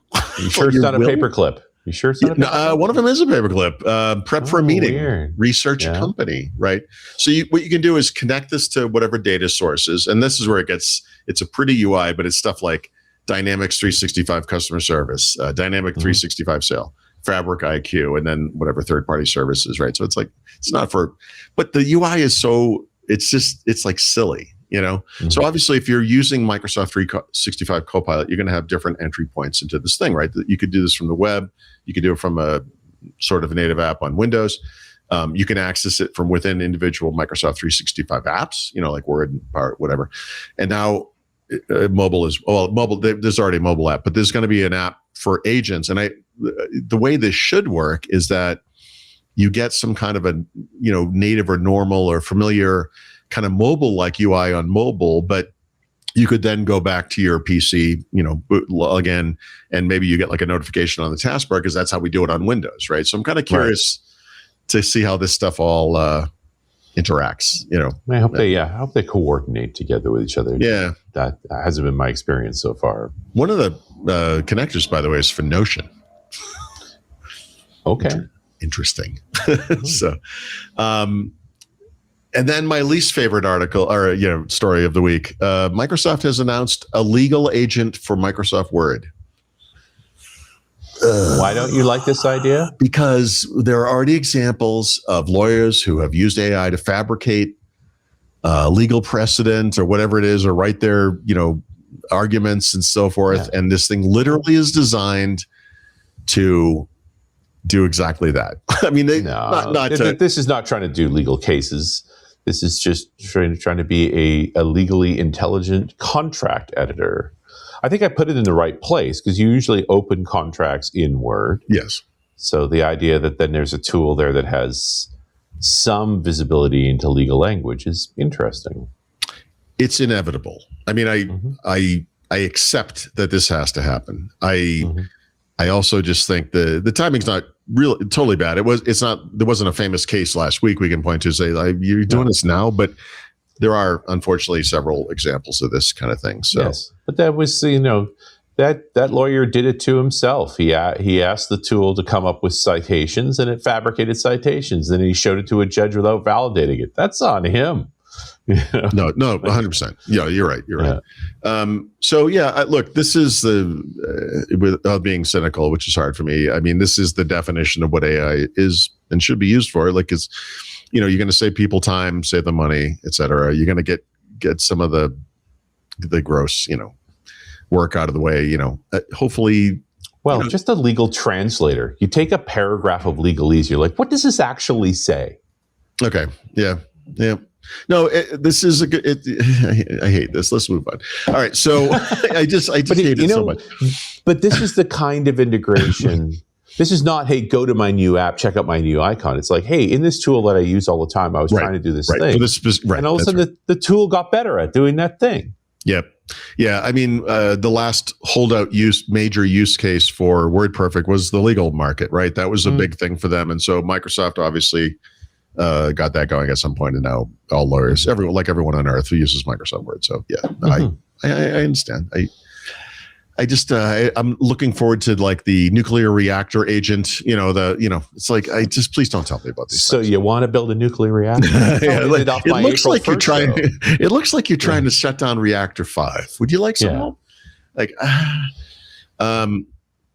And then these two are just interesting because of what the companies are and the different approaches. The first one, which is Apple, is a leak, in this case from Mark Gurman, who's super reliable, so it's almost certainly true. And the next one was an actual announcement from the company, which makes it also interesting. But Apple is going to do in its platforms what it's doing now, just with ChatGPT, where you can kind of hand off to this third-party AI, but they're going to expand it to basically any AI, and that makes total sense to me. And it also is a punt by Apple. This is not how they presented their plan for AI, that they were going to curate the best version of it so you'd have an excellent experience. Now they're going, yeah, we don't know. Use what you want. I mean, there is a $250 million settlement because Apple over marketed an AI that still to this day does not exist. Was complete vaporware. Anyone who bought an iPhone 16 or 17 will get between $25 and $95 per device because of this. So yes, to your point, that's true.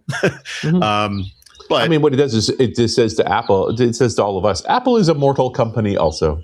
Well, or I'll give you a different interpretation. Apple realizes that there's more money to be made being a hardware company that provides a portal to the AI of your choice instead of trying to become an AI company. It's going to be pretty hard to compete with Microsoft, Google, Meta, Amazon, these hyperscalers. Apple didn't try and compete in the search space. They just brought the best search engine to the phone. Exactly. So this is not what they're doing here. What they're saying is we don't know what the best of anything is. Well, as a user, I'm thrilled. Right. On behalf of Apple's marketing department, I want to just be clear, they will never say that. Well, that's true. You're not going to get it. But I mean, these guys were supposed to be the curated experience. That's why you live in their walled garden.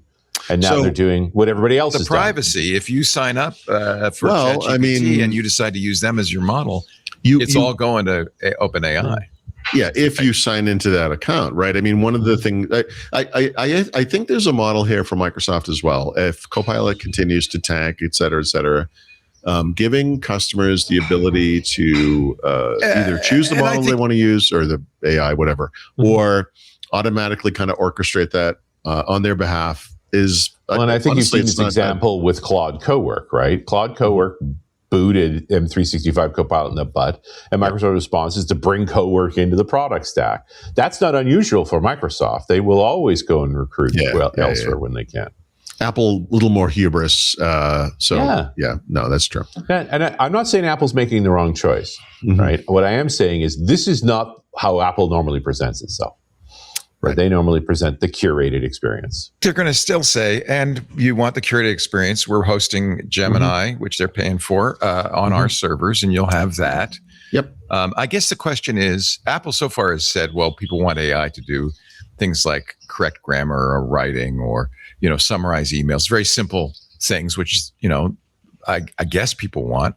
And they say, if you want the, heavier duty inference, well, you're going to want to use a heavier duty model, and we'll let you do that too.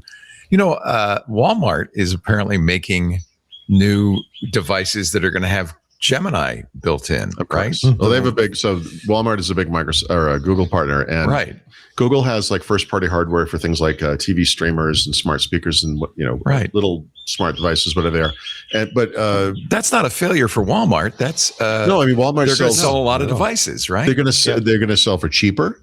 And a lot of them are actually fantastic. I mean, the Walmart version of whatever the Google TV streamer is called looks identical to it. And I think it's like 1/3 the price. I guess the question is, going forward, how important is it for Apple to be an AI company? Right. And there are some, and maybe you feel this way, Richard, to think that's going to be critical to their future success. I think they're a hardware company. And if you're a hardware company. They always have been. Yeah. So this is the difference between kind of fully embracing, I hate to say this term, but like vibe coding essentially to allow people to do fun things in the UI of whatever system or whatever it is versus kicking them out of the App Store, which is kind of the Apple approach is a little different, the App Store is Apple's Achilles heel. There is no doubt about it. They make that's part of that services income. They make so much money on it. Yep. They're so disincented to let anybody do anything different, but it's not a long-term strategy for them. It's a reminder that Siri was once an app in the App Store. Yeah, which they then bought, right? Yeah. Yep. I was just reading, go ahead. You have one more story, and then I want to mention something that I thought would be interesting. Go ahead. Okay, I'm sorry. Just Canonical, which makes the Ubuntu Linux distributions, announced how they're going. Did I talk about this last week? Actually, as I'm saying this, I feel like I kind of did. I don't think so. I don't remember. So they announced how they're going to roll out AI functionality into Ubuntu. Now, if you know anything about anything, right? And in my world, I deal with the older, more set in their ways, it's like technical people in the Windows community. That's everyone in the Linux community. I mean, like literally. And I saw this and I was like, oh. oh, this is not going to go well. this is not going to be happy. He is being completely reasonable, and he is going to get eaten alive. And that's exactly what happened. It's literally it's like, all right, so we're going to fork Ubuntu. So there's a version without this crap. And then, or like, what other distributions could we move? Like, this is literally what's happening right now. But I have to say, this plan is solid and smart. It's a little bit like the thing that Mozilla is doing with Firefox, where they're saying, like, look, we understand there's a big segment of our population is knee-jerk, just doesn't want this stuff. But there are features in Firefox that are actually AI where they're like, whoa, hold on a second, I want that. And the version for Firefox is language translation, right? And that's why in that UI in the browser, you can turn it all off, but then you can go turn on individual ones if you want. And the top one is language translation. Because that, even the people that hate AI viscerally are like, well, I need that, like that works. I mean, and that uses the local model. It's interesting. And so they're in Ubuntu's case, or Canonical's case, I guess, they're differentiating between what they're calling like explicit and implicit AI. And implicit AIs are AI features, are those features that are just making something that's just an OS feature a little bit better, right? And so instead of language translation and talking about speech to text and text to speech, right? In other words, we already have this, right? And maybe it doesn't use AI today, maybe it will in the future. It's not about AI. It's not like, look, a Copilot icon. It's like, this is, know, and you could, there's all kinds of like, they don't really say this exactly, but like system monitoring tools, whatever you want to call it, like you could imagine where they would want to use AI where it makes sense to use AI, right? That's kind of the way to say that. So in what they're going to do is there'll probably be a checkbox and setup where you could just turn this off. An initial setup. But unless you choose otherwise, those implicit features will be on by default because they're just augmenting something that already exists. They're not, they're not, actually they do have some, these are general, but these are things that might be, I'm sorry. Yeah. Speech. Actually, they don't. I'm sorry. The examples that we're going to give is for explicit AI. So explicit AI is new features, like features that wouldn't exist if it wasn't for AI. This is the thing we're doing because of AI, right? And these are AI-centric features, right? So authoring new documents or applications, or automating or troubleshooting workflows, or personal automation, things like that. And so those will be off by default. And they will allow you to turn those on if you want them. And, they bring up the whole AI slop thing. We're not doing that. It's all honestly, it's logical and even thoughtful. And in their language, deliberate, secure, and aligned with their values, et cetera. Yep. And nobody wants it. Like the reaction to this, I saw this. Yeah, it's obvious it was going to be. I told my wife about it, knowing I'd have to explain why this was so serious, because she doesn't know anything about this stuff. Like, why would she? She's normal. But I was like, oh my God, this is going to be a little bit of, he's going to get theater. Telling gamers, hey, you're going to love all the AI in the game. We're only going to do it the next right Call way. of Duty is going to be all AI multiplayer levels. You're going to love it. Yeah. It's going to be awesome. Yeah. They're going to be personalized to you. Hey, I'm an AI lover. And I'm a Linux user, and I don't want AI built into the operating system. I can handle it. Just let me do it. I don't need you to do it. So I don't think you're unique in that particular regard. No, other than I'm not.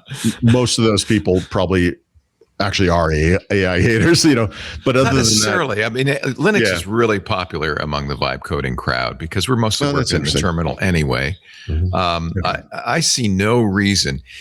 Every time I use Google Docs now, I am so annoyed. I want to turn off all the AI features. So it's just intrusive. This is going to come up in the first gaming story, but like this is a very specific to Microsoft, but this happens everywhere. Like you're doing some work and something pops up in your face. Don't want it. And maybe you were typing and can't type anymore, or what are you doing? Like what are you doing? Why are you interrupting me? And then the most offensive of those are, hey, could you take a second to rate this app? Oh, yeah. Yeah, I can. You're not going to like it, but I'm going to do it. I hate that. I mean, AI would be particularly offensive in this regard, I think, because there's already that kind of visceral thing. And God help these people if that happens. Some AI thing pops up like, hey, buddy, I got some AI for you. What are you thinking? Click the button, click it. I'll just click it for you. Don't worry. I honestly think this is where Firefox has the right idea, and Vivaldi too. No AI. Well, you want Vivaldi AI? is literally no AI. I mean, Firefox gives you the kill switch, which I think is smart. You can turn it off. That's actually a good way to do it, right? And but this is essentially what Ubuntu is doing. I mean, it's very similar. Well, I'm never going to install Ubuntu. I don't like Ubuntu, so I don't really care. Because I know every other Linux distro will do what Firefox or Vivaldi is doing, saying, "Hey, don't worry, we're not putting right back to Debian. I don't care. I don't need, and I don't even need access to an admin account." So I think there are a lot of I think that's very common. I will be quoting that SNL Uber Eats end of year wrap up skit for the rest of my life, where it's like, "Oh no, I know what it is. I just do not want it." and I think this applies to like AI in Linux. Absolutely. Actually, we talked a lot on Security Now yesterday because Google, without telling anybody, just started downloading a 4.7 gigabyte. So is that true though? Like, yes. They're downloading Gemini in Chrome. So when you get Chrome now, you're going to get a Gemini Nano model. Wow. And also a low disk warning because what? 4.7 gigs. Yeah, that's the Nano model. It's Nano. They wanted 22 gigs, but they realized nobody would do that. It's funny because in our Discord, our AI-loving Darren Oki said, that's great because developers will use that all the time to help their code. Yeah. So he said, I always have to figure out if somebody misspelled Dubai in my code. Well, now I can let the AI do that. This is a prop. So this is the modern equivalent of we are going to design features for Office because we know you have all of the apps. And before we had to do all these if then else's because maybe you don't have PowerPoint and maybe you don't have whatever it is, right? So you can see the benefit to it. But it's also gross bundling and enormous, I guess. It's a huge land grab because if suddenly every website says, oh, well, you have to have Nano, that means you have to have Chrome. Yep. That's exactly Google's point, by the way. Yeah, so they're establishing a standard. The Google search antitrust thing in the United States, where one of the DOJ proposed penalties is not happening, was to strip Chrome away from them. Now you see why. It's exactly. And then Google fought very hard in this one because it's AI and search are not the same thing. And then but you use this as the distribution point for both. And this is how I forget which of you said this, I'm sorry, but these companies are all maintaining their dominance in their respective areas into this new era. I think it was Richard, but whatever. This is how they do it. I mean, of course. So I wanted to bring up, we're going to talk about it next on Intelligent Machines. Malik, who I love, wrote a very interesting piece about how AI is changing internet consumption patterns. Okay. And Microsoft is one of the 4 hyperscalers. He talks about Microsoft, Amazon, Google, and Meta, all of which are building their own proprietary interconnects network data centers. Because it turns out that we thought that, traditionally in the past, everybody said, well, internet bandwidth use is going to go up because people are going to be sending data to the cloud. Right. That what they call north-south data is not as important to these hyperscalers as the east-west data, the interplay between GPUs in a single data center and multiple data centers. And so Microsoft, Google, Amazon, and Meta have all developed very sophisticated, completely incompatible, completely proprietary ways of having interconnects between data centers. Microsoft now has 500,000 miles of fiber. And it's not single strand fiber. The standard now is 24 strand fiber, these giant cables. Can I make a joke about how you need more fiber in your diet? Well, you do if you're a data center. He also talks about how it's changing geographies because companies are building data centers where power is cheap, where land is cheap. Right. And so most of the bandwidth of the internet is not coming from cities anymore. It's coming from, Memphis because the land was cheap and the power was cheap. So it's a complete reworking of the economy thing, of the data center economy and internet economy. Feels vaguely like the allegations that Google and some kind of industry group had made against Microsoft about expatriating, I guess, or exporting whatever code or user data out of Azure in this case to other clouds was made difficult through licensing costs. Right. And it was really just artificial. And at one point, they were all doing it. I mean, Amazon, Google, and Microsoft were all doing it. And then after Amazon and Google stopped doing it, they started complaining about Microsoft. And so Microsoft did it for a little while more, but they got in trouble. And now they just let people migrate their data. But that could also be a a competitive strength, right? Oh, absolutely. Listen to this. If one of them figures it out, Well, they're all competing. Yeah. Microsoft, and the only reason we talk about Microsoft is because Google doesn't disclose, but Microsoft does for some reason. They haven't figured this out. In that November of last year, don't tell them. They disclosed that they'd added 120,000 new fiber miles in the year 2025 to extend their WAN, their AI WAN, which connects its Fairwater AI super factory campuses into a single system. Powered by Enron.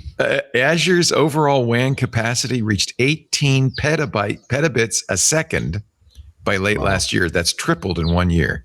18 petabits a second. And that's all interconnect. That's not inference. That's not talking to us. That's talking to itself. Yeah, internal. It's also one of the best arguments for why we can't do data centers in space. Right. Think of the interconnect issue. You think the latency is bad on on your cable modem? It's not just the latency; it's the bandwidth. You can cram so much data down fiber, and you can put bundles of fiber together, and it just doesn't work that way in orbit. Right. Ohm writes, the hyperscalers are no longer just buying fiber; they're reinventing it. Microsoft has a new hollow core fiber technology that is 47% faster and 33% less latent than single mode fiber. So relatively short lengths, though. Interesting. Yeah. They also but if it's within a data center, that's right. Within a data center, it makes a huge difference. Yeah, it's part of the fabric. I do the whole undersea cable infrastructure talk, and it's like, what about hollow core? It's like, you don't get that under oceans. Yeah, we're not making that makes sense. 6,000-kilometer strands of hollow core. Although they're buying cable, subsea cables like crazy, right? Oh yeah.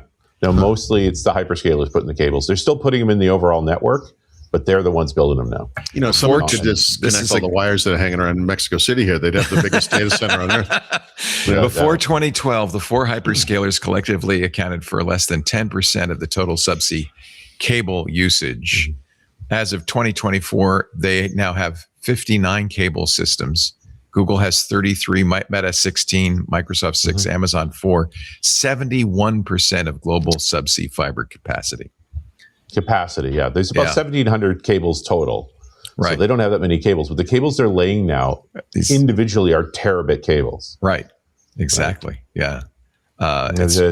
It's a cable Google laid about 4 years ago that represented more bandwidth than was laid in total before 1999. Right.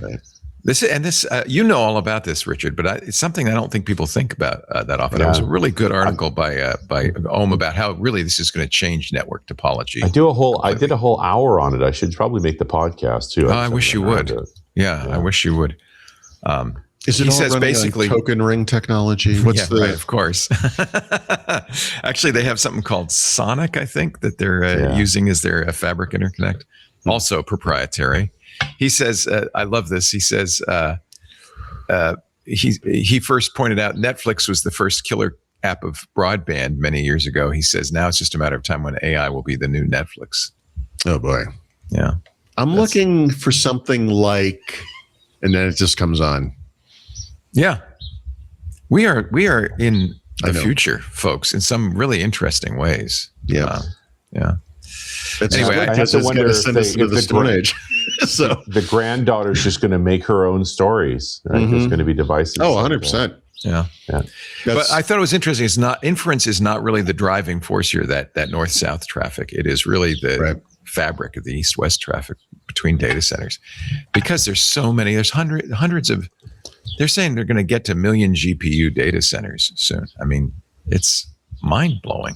I'm going to go back and use an Amiga 1200 for the rest of my life and store everything on floppy disks, which I guess you cannot buy anymore. I think zip disks are the thing in the future. Yes, I love zip disks. Xbox coming up in just a little bit. You're watching Windows Weekly. Paul Thurrott and Richard Campbell. But first, this word from some guy in Petaluma. This episode of Windows Weekly brought to you by Helix Sleep. How are you preparing for spring cleaning season? Well, I got an idea for you. Time to upgrade to a Helix mattress and get a good night's rest. That's what we did last spring. We replaced that old mattress. It was, I think, 8 years old. But you're supposed to replace your mattresses, I didn't even know this, between 6 and 10 years because they wear out. They start to bow in the middle. They don't work right. Now, with our brand new Helix, we love it. No more night sweats, no back pain, no motion transfer. Look, don't settle for some mattress made overseas with low quality and questionable materials and piled into a container ship where it sits next to bunker fuel for 3 months. You open it up and it's like, wow. Wow. No, not with Helix. Rest assured, your Helix mattress is assembled, packaged, and shipped from Arizona, and they make it to order. So it's brand new. They make it within days of placing your order. Fresh. Smells like the desert air. It's wonderful. You can also take, and we did this, the Helix Sleep Quiz. They ask what kind of sleeper you are, what kind of mattress you like. They'll match you with the perfect mattress based on those personal preferences and sleep needs. And it really makes a difference. I notice, a significant improvement in my deep sleep. I just sleep better. In fact, Helix did a study. They did a Whisper sleep study. They measured participants' sleep performance after switching from their old mattress, just like we did, to a Helix mattress. And here's what they found. Pretty much the same thing I found. 82% of participants saw an increase in their deep sleep cycle, and participants on average achieved 25 more minutes of deep sleep per night. In fact, 39 more minutes overall sleep per night increase. I mean, you're sleeping longer, you're sleeping better, and you're just going to feel great the next day. I do. Time and time again, Helix Sleep remains the most awarded mattress brand, tested and reviewed by experts at Forbes and Wired. And Helix delivers your mattress right to your door, free shipping in the U.S., and rest easy with seamless returns and exchanges. The Happy with Helix guarantee provides a risk-free, customer-first experience, ensuring you're completely satisfied with your new mattress. Go to helixsleep.com/windows right now for 27% off site-wide during their Memorial Day sale Best of Web offer. This is exclusively for listeners of Windows Weekly. That's helixsleep.com/windows for 27% off, and it's site-wide. Make sure you do enter our show name after checkout so they know we sent you. And the offer, of course, it's going to end May 31st. So if you're go now, but if you are listening after the sale ends, don't worry. They have great deals always at helixsleep.com/windows. Thank you, Helix Sleep, for my good night's sleep and for supporting Windows Weekly. Now back to the show. Actually say with confidence that I miss my Helix mattress here in Hawaii. I sleep okay because I'm exhausted, but because we're doing a lot. We're doing a lot. Yeah. You know? But kept at the busy, same time, yeah, we made a lot of plans, which I'm glad. Yeah, this is coffee country too. I'm really excited about getting a bunch of Kona coffee in my veins. Here's something that'll pep you up. The world famous Xbox segment. I hate when you establish expectations. So there's a lot of Xbox news this week, actually. So Xbox CEO Asha Sharma has been in the news a lot. CNBC has been in role for a month. I know. Very vocal. Yeah. I like it. This is not something they announced publicly. I feel like at some point they probably will, but CNBC has obtained an internal memo. Sorry, that's a difficult word. Jeez. Okay. Anywho, big shakeup in the organization, and is when you called Firefox fire farts, but that's okay. Did I do that? Yes, you did, and I wasn't going to say anything, but did I do that today? Yes. Okay. Well, I need to sleep more. What was the name of the mattress? Helix, go get one. Yeah. All right. I did not sleep well last night. Honestly, Firefarts is not a bad name for a browser. I'm just saying. It might just be my accent. You know, I don't. Maybe could be fats. Okay. So two senior executives, Kevin Gamble and Rowan Sones, are leaving. The latter is taking a leave of absence and will be an advisor in a future meeting. She's gone. And then Sharma picked 4 senior executives out of Core AI, which is where she was at Microsoft previously, to form part of a new leadership team. in Xbox. One of them's named Tim Allen. I assume that's not the comedian. Jared Palmer, Jonathan McKay, and Evan Chackey, none of whom I'm familiar with, unfortunately. Mm-hmm. That's interesting. And look, you could, it's reasonable to question someone coming in running Xbox who's never been involved in this part of the business. Is like, okay. And then, I like what I've seen so far, but then you like poach executives from like Core AI. Mm-hmm. Where you came from. And they also seem to know much about gaming. And in the process seem to be forcing out a bunch of gaming leaders from Xbox. Right. I'm not sure what to say about this. I'm concerned. I'm concerned that you're crafting a bubble around yourself that doesn't know anything about gaming. Yeah. Yep. Yeah. So, okay. And I guess part of this too is, I think it came out of this same memo. No, I'm sorry. She said this. Actually, I'm sorry. Since then, she has tweeted about this a little bit, but she's also said that they're getting rid of the gaming Copilot that Microsoft announced for the console. But I don't think ever released, or if they did, they're retiring it. And then the gaming Copilot that is on mobile for some reason is being retired. And okay. And then the thing we have on PC, this is kind of, it's a little strange, but there's an AI assistant built into the game bar experience, right? Or the game bar experience. And that's still going to be there. This is the thing where you can bring up kind of like a mini web browser and, because you're stuck in a game and it's very common for people. You don't want to switch to a different app or whatever. I guess that's still going to stick around. So I think this is another example of that thing where it's like you're in the middle of something. You're playing a game in this case. And this little freaking clippy thing pops up. And it's like, it yanks looks like you out of your experience. Yep. It looks like you're having trouble getting by the goblin there, big guy. You want some help with that? And you're like, who are you? And what are you doing on my screen? I even within games where this is part of the UI, there are UIs that pop up that I find confounding. Like in Call of Duty, typically you B, X or B, the red button out of something, whatever it might be. So you go up and you look at the whatever the scoreboard is or something, and then you go back. But there are a couple of UIs that pop up that does not work with, and you have to hit a different button, and it's like, guys, get off of my screen. And that's part of the game. Like, I don't want that. I don't think many people want that from outside the game. So that's a little. Don't interrupt me while I'm playing. Like, don't interrupt me when I'm doing anything. Don't interrupt me.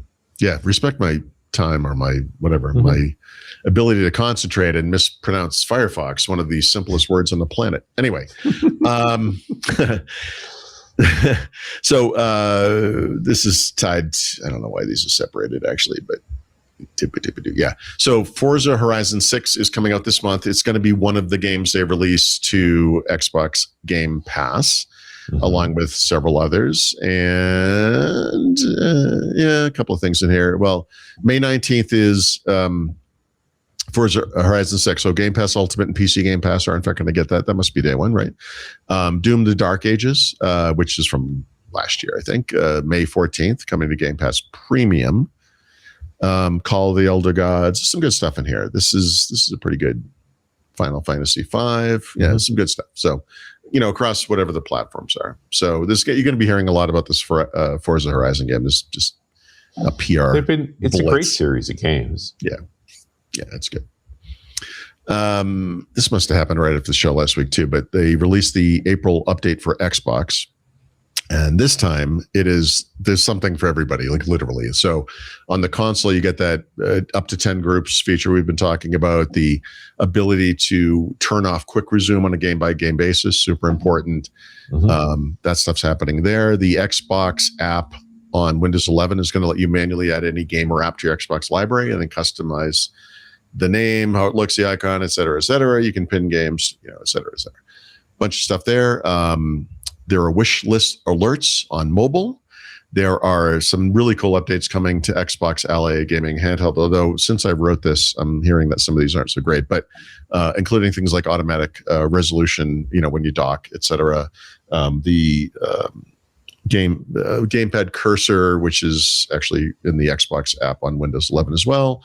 support for Bluetooth LE audio and enhanced vibration, lots of stuff there. So, and then some changes, or not some changes. There's a promotion now in the Microsoft Rewards program where there's a total prize drop for a chance to win $1 million, like Dr. Evil, a Mercedes-Benz, I swear to God, Xbox gift cards or something, whatever. You're not going to win any of that. But anyway, it's all happening. Activision has announced, I guess, that the next Call of Duty is not coming to PlayStation 4, which is the previous gen console, or Xbox One. So also previous gen console. So XS and PS5 only. That's right, and PC. Yep. And I mean, fair, you got to draw a line somewhere. Yeah, several years. It's been a while, right? Yeah. PlayStation 5 is getting close to 100 million users, which is amazing. Xbox the customer base is big enough now, and it'll save them coding costs and possibly make the game look better too. Exactly. And people tend to upgrade within the platform. So if you were on PS4, chances are you've moved to PS5. Yeah. That one's understandable. This one is not quite understandable. What's that? Mm-hmm. Sorry. Okay. What's not understandable? Microsoft announced that Age of Empires 2 Definitive Edition is going to be released on the Mac. Yay! May 20th. They're doing it for me, Paul. They're doing it for me. And they said there were this is 4. Oh, what? Okay. The current version of Age of Empires is 4. Why are they doing 2 to the Mac? I see. Because it's the definitive edition. Yeah, they remastered. It's been on the iPad. The old one. So this is over the past year or so. Like this probably. I don't know. Oh, that's interesting. Maybe that's how they're doing it. Actually, then, right? It's probably just the iPad app essentially. Yeah. So I mean, it does say Mac OS specifically. So. Yep. It requires an M1 chip or newer, not an M0. Well, it's Apple Silicon Map, whatever. I don't know, whatever. As Laurent, who wrote this article, points out, Mac gamers account for 2% of the user base on Steam. So I don't know. Whatever. I know. Presumably, Claude did all the work. There's weird stuff with Mac gaming. Like I've been trying. There are a handful of AAA games, and they're okay. Right, but I have a MacBook Air M3, so it's not completely up to date, but it's also not completely ancient. And should be a game like Control, which is probably like Ultimate Edition, whatever, runs horribly on this laptop. But they just made it available on the iPad. So I had bought it because it was like $6 or something, and I'm like, okay, fine, I'll just try it. And I was kind of surprised. It doesn't run well. Like the Resident Evil games I have, those run great. But then I put it on the iPad, and I didn't have to pay extra. It's like whatever you call it, like universal purchase or something, and it runs awesome on the iPad. And it's like the iPad. The iPad is not as powerful as the Mac, probably. Although I guess it's an M3 too. But come down to the dev work, how they transcode it.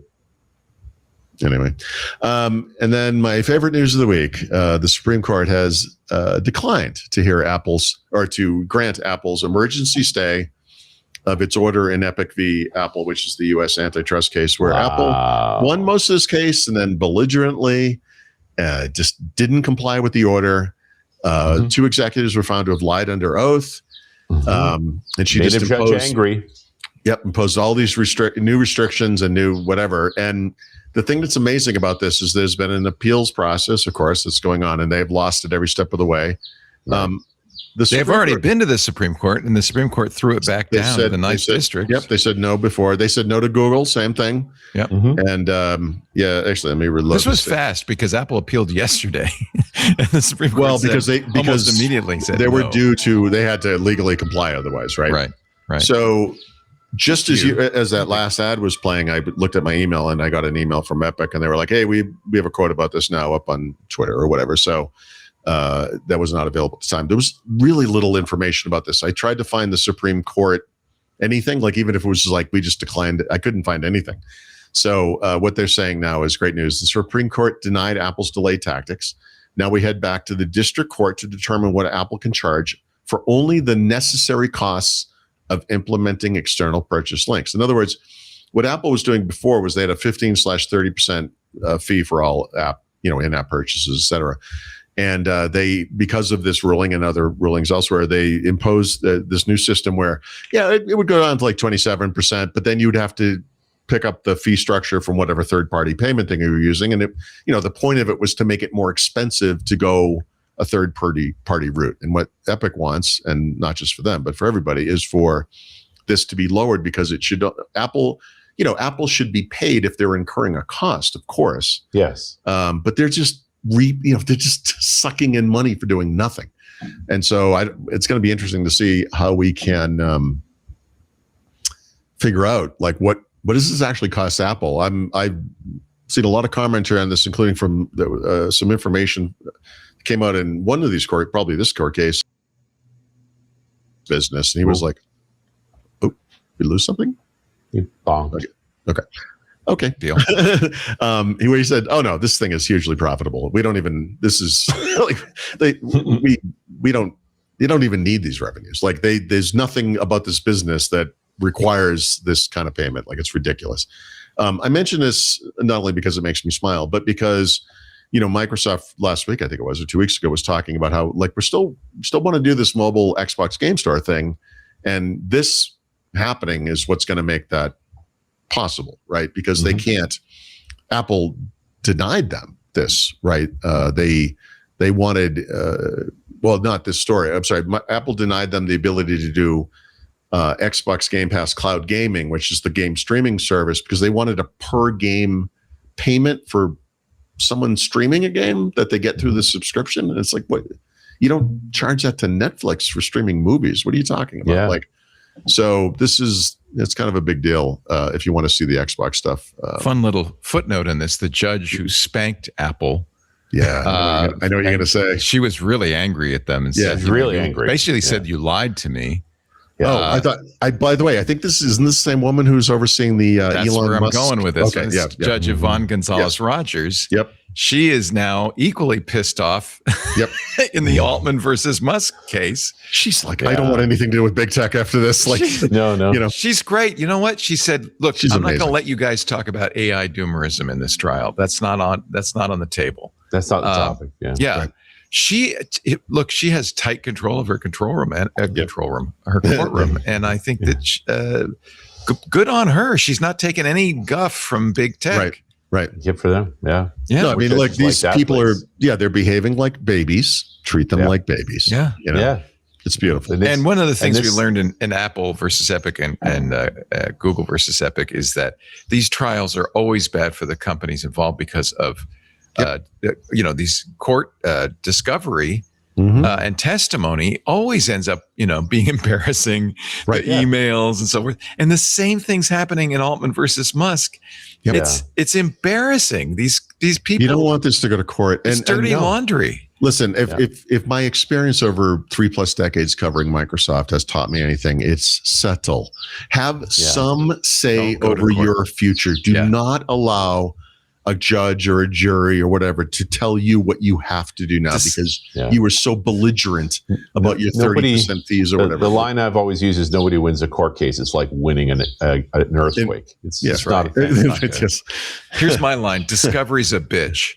Yeah, you really don't want them going through your old emails. You really don't. Right. Yep, 100%. And Greg Brockman, the president of OpenAI, just embarrassed himself yesterday on the stand. And I mean, it's just... Apparently this guy keeps a dream journal that he, for some reason, shared with everybody. How come this journal that he's been keeping is in the court record? I don't understand. Well, I can actually tell you why. I mean, like, legally why it's there. But I still want to understand the decision behind letting this happen. OpenAI's lawyers introduced it as evidence. Yeah. Dear diary, today I'm going to steal money from Elon. Yes. I hope that's okay. What do I have to do to get to $1 billion valuation from me? What? And then Brockman, the OpenAI, Musk's attorney is saying, well, you know what this suit's about? And he says, no, I have no idea. And he said, well, let me read you the suit. I still have no idea. And he's just making an idiot of himself. It's really... so I think... it's an earthquake. Every once in a while in companies, you'll find a person that just keeps really detailed notes about things, right? And so I think part of it is to show timelines and whatever. But the problem is you don't get to pick and choose. Yeah, you don't put it in writing. This guy is like... He's probably writing stuff about his relationship with his wife and like what it's like, dude, what are you doing? Just don't put it in writing. Yep. Yeah. It's really stupid. Or, if you do, get one of those diaries that has a little lock on it so that the lawyer... Yes. Like a TSA approved, like lock from the 1970s. Yes. And if you are going to write it down, don't litigate with it. Well, I'm still puzzled. I have to really look into this. Why his diary? How that becomes... I think it's because so OpenAI introduced it into evidence. That was on them. Oh, that's their mistake. Okay. Yep. Well, there you go. But I think it's because there is other things in there. Like there's going to be, you're going to be embarrassed by this. You know it. But but you're so angry that you don't care, right? This is a purse fight, right? OpenAI already does have my diary. The agent is reading it every day. So here's the thing. Look, we already know these people are all terrible. Every one of them. They're awful. Oh, yeah. They're all awful. They are borderline antichrist. Yeah. But now we just have the details. We didn't need the details. So embarrassing. We already knew you were horrible and robotic. So embarrassing. It's terrible. But to also have the documentation that you're terrible. Oh, yeah. No, you have no idea how terrible I am. Look at my diary. Like, why? Your diary. Why? Today I stole another $1 billion from the people. It's so good to be rich. Yep. All right. Let's pause. The pause that refreshes, because you know what's next? The back of the book. And we got some whiskey. Yeah. Actually, you Ontario did, I whiskey. think, a piece about a Hawaiian whiskey distillery. I did. And we are going to go visit that this week. That's fantastic. Because of you. They make it out of honey, or the honey's in it. The honey mead distillery, yeah. Yeah. So we're going to do that and coffee. I'm trying to decide which order is the best. There's a lot of former sugar refinery stuff in Hawaii, which you wouldn't expect until you go and see it. It's out there rotting away the refineries are all gone. Steel Works, Yeah, very strange. They're all gone. There's still some sugar cane. You can buy it on roadside stands, but that business is long. You got any teeth left? This will take care of it. Somebody really just what I should choose sugar. Yeah, good idea. We'll be back with more exciting, gripping, thrilling information on Windows Weekly with Paul Thurrott and Richard Campbell right after this.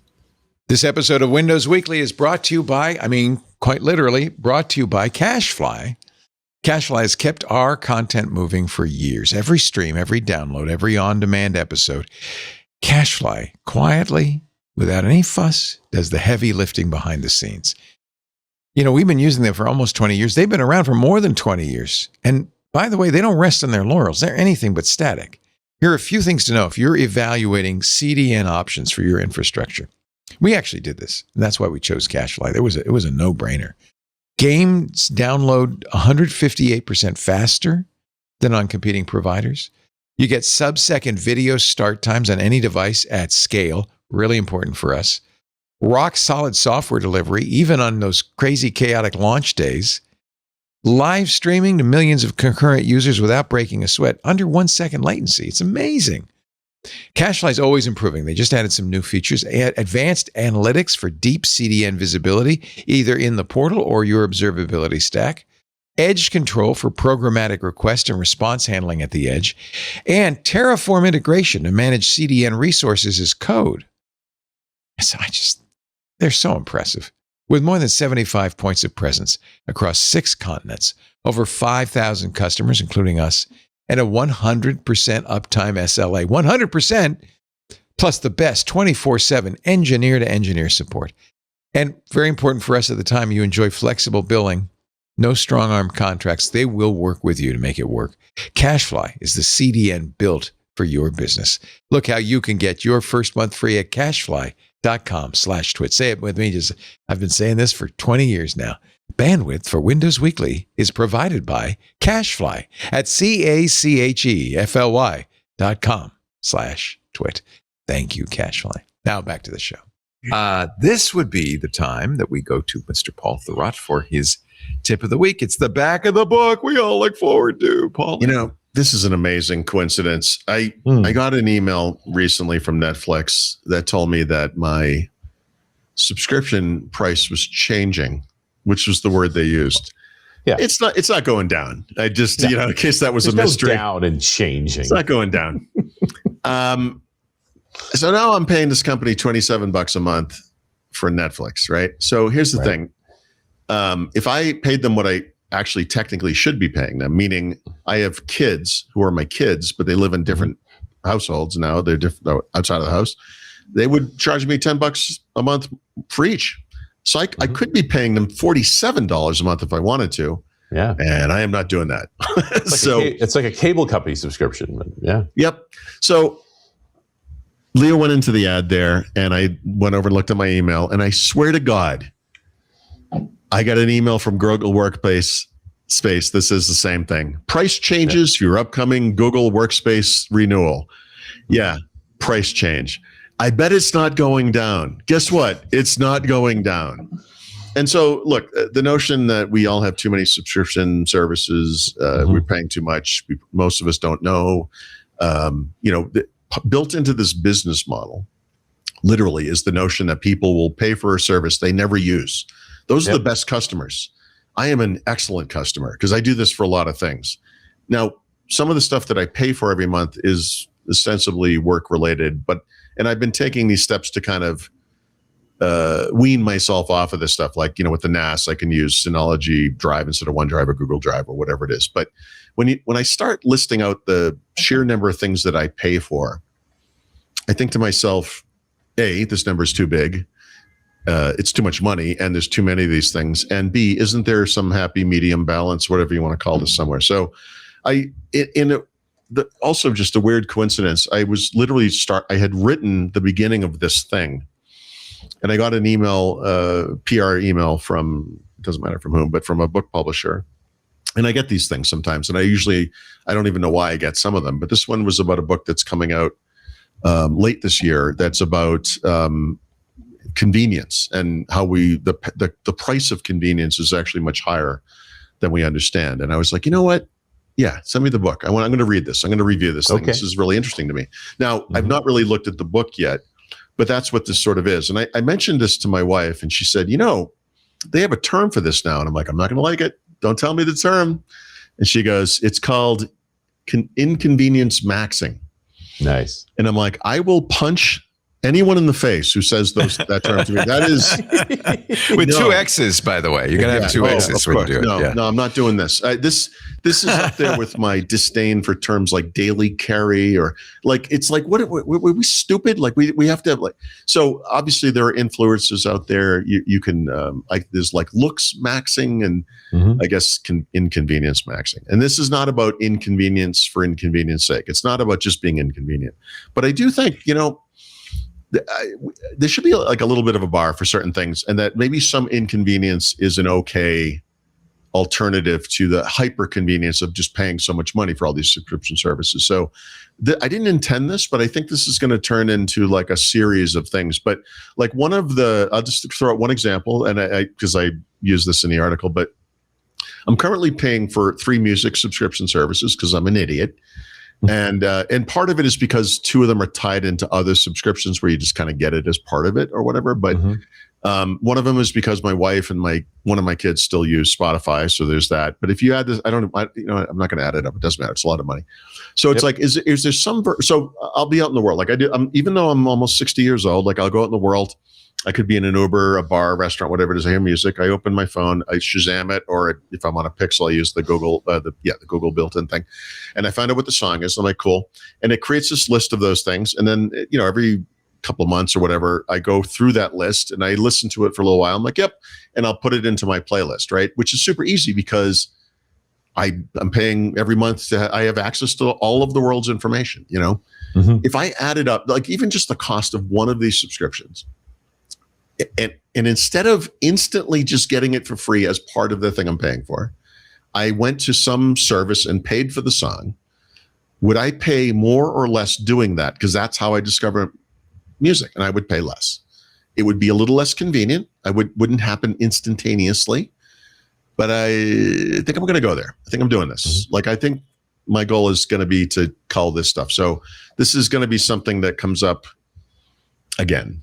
And I'm going to look at this across all kinds of things. And then, of course, my wife, because, God help me, smarter than me, but also not in my industry and does not care about tech. When I say this to her, the first thing that comes out of her mouth is like, well, it's not just digital, right? And I'm like, what does that mean?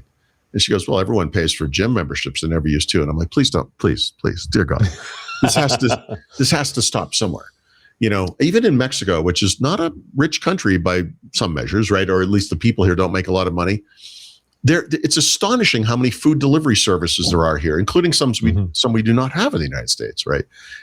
And people are delivering, like people are on a bike or a motorbike or a moped or whatever, driving to a restaurant, paying with some kind of a barcode thing, putting it in the back in some kind of, heated bag thing, driving it across the city, delivering it to some person who makes 28 pesos a day or something. And somehow makes sense to these people, Right. And I think convenience is a disease. And this is something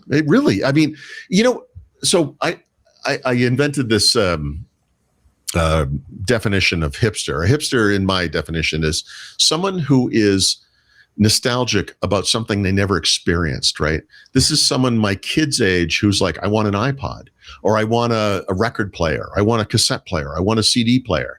And they're doing stuff like I used to do. And there's a reason we moved past all that stuff, right? But there's also this kind of misplaced nostalgia where we have, if you did experience something, you remember the good things, but you kind of forget the downside, right? And so when you go from like physical media to digital, and you're buying digital and you own this thing, you have a file, you can move it around devices, it's not super convenient. I actually do feel that level of inconvenience, it's still better than physical media in many ways. And I know vinyl is warm, whatever, but the subscription service streaming thing is like, it's too far. So yeah, I'm doing the thing I complain about, which is I do think this thing that we had before is better than the thing we have now.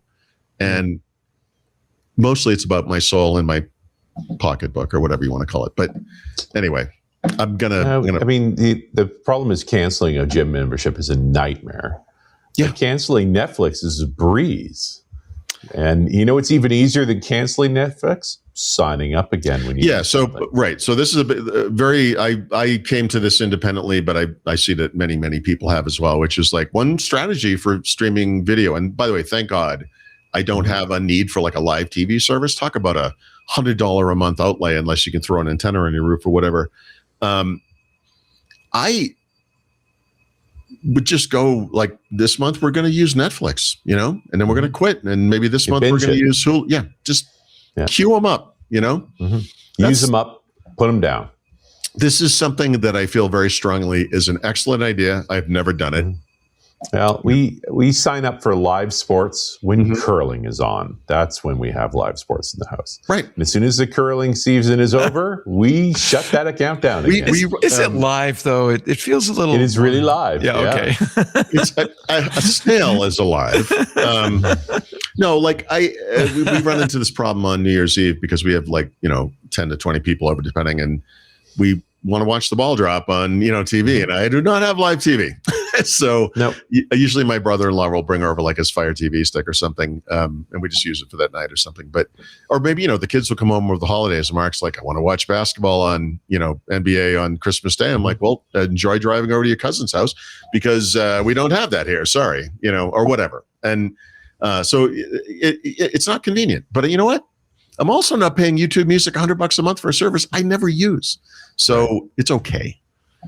Anyway, I'm going to, like I said, this could turn into something really ugly and big. I'm kind of nervous about it. But there's Prof G, who's Scott Galloway's, unsubscribe thing, which he did, I think, back in February, which is more of a protest. But it was also just a reminder, you have way too many subscriptions. You just pay attention to this. Like sometimes people find out they don't only have a Netflix subscription, they have 3 of them. I had this is borderline unethical maybe, but like one of the things you can do is subscribe to a publication like the New York Times or Bloomberg or whatever, and with a new email address, because you get some entry price and it's not something they offer to existing subscribers. You can save money that way, right? So literally a year ago, I dropped my Bloomberg subscription and I bought one under a new address and saved money, right? So I had an email reminder, cancel Bloomberg and do this again. And I'm like, look, I'm smart. I'm not going to do this the wrong date. I probably built a week to 10 days of wiggle room into this thing. So I let the day go by. And the next day, Stephanie's like, hey, you got a bill from Bloomberg. I thought you were getting rid of this thing. And I'm like, Dee. So I was thinking I must have paid too much because it renewed, right? So I looked it up, and actually the price I paid for a year, you pay for a year, was less than what I paid last year, and it's less than the norm. And I was like, yeah, I'm just going to keep it, because I'm going to get this wrong off the top of my head, but I want to say it was $120, and it would normally be $200 or $300 a year, whatever the price. And I was like, yeah, no, I think last year I paid $140, so I guess I did okay. I don't know why, but so I screwed that one up. But you talk about trying to make a useful agent. Have a subscription management agent, man. That's, by the way, nice. That's a really good idea. Yeah. Anyway, and the double whammy of monitoring the output of the feeds of your house to say, these are the services that are used, this is how much they're used, these are the ones that are not used. I'll unsubscribe to these. Off we go. Yep. I gotta find. Yeah, no, that's an excellent idea. I might work on that. I'm gonna make a useful agent. If you're gonna tie up an icon on my taskbar, at least do that for me. I'm gonna. I mean, you have to. It has to have access to what you're subscribed to, right? So one easy way would be like, here's my checkbook, And I guess I want to be careful with that, but but that's still an excellent idea. Oh, that's an excellent. Sorry, what's a checkbook? I don't know why I keep using these terms. I think I've established that I'm old. There actually are. I know one of our sponsors does something like that. There are a number of apps. Yeah, I know. There are track of your subscriptions because they have access to your checkbook, so they'll see. Yep. Oh, you keep paying this every month. Do you want to keep doing it? And there are even some that will cancel it for you. So right. But you're right. This would be a better. I think an AI agent. This would be a. I like this. I like that. I'm gonna see if I probably gonna have difficulty with this, but I'm gonna look into that. That's a good idea. You can ask an LLM about building it. My current recommendation, Paul, if you're curious, is I am.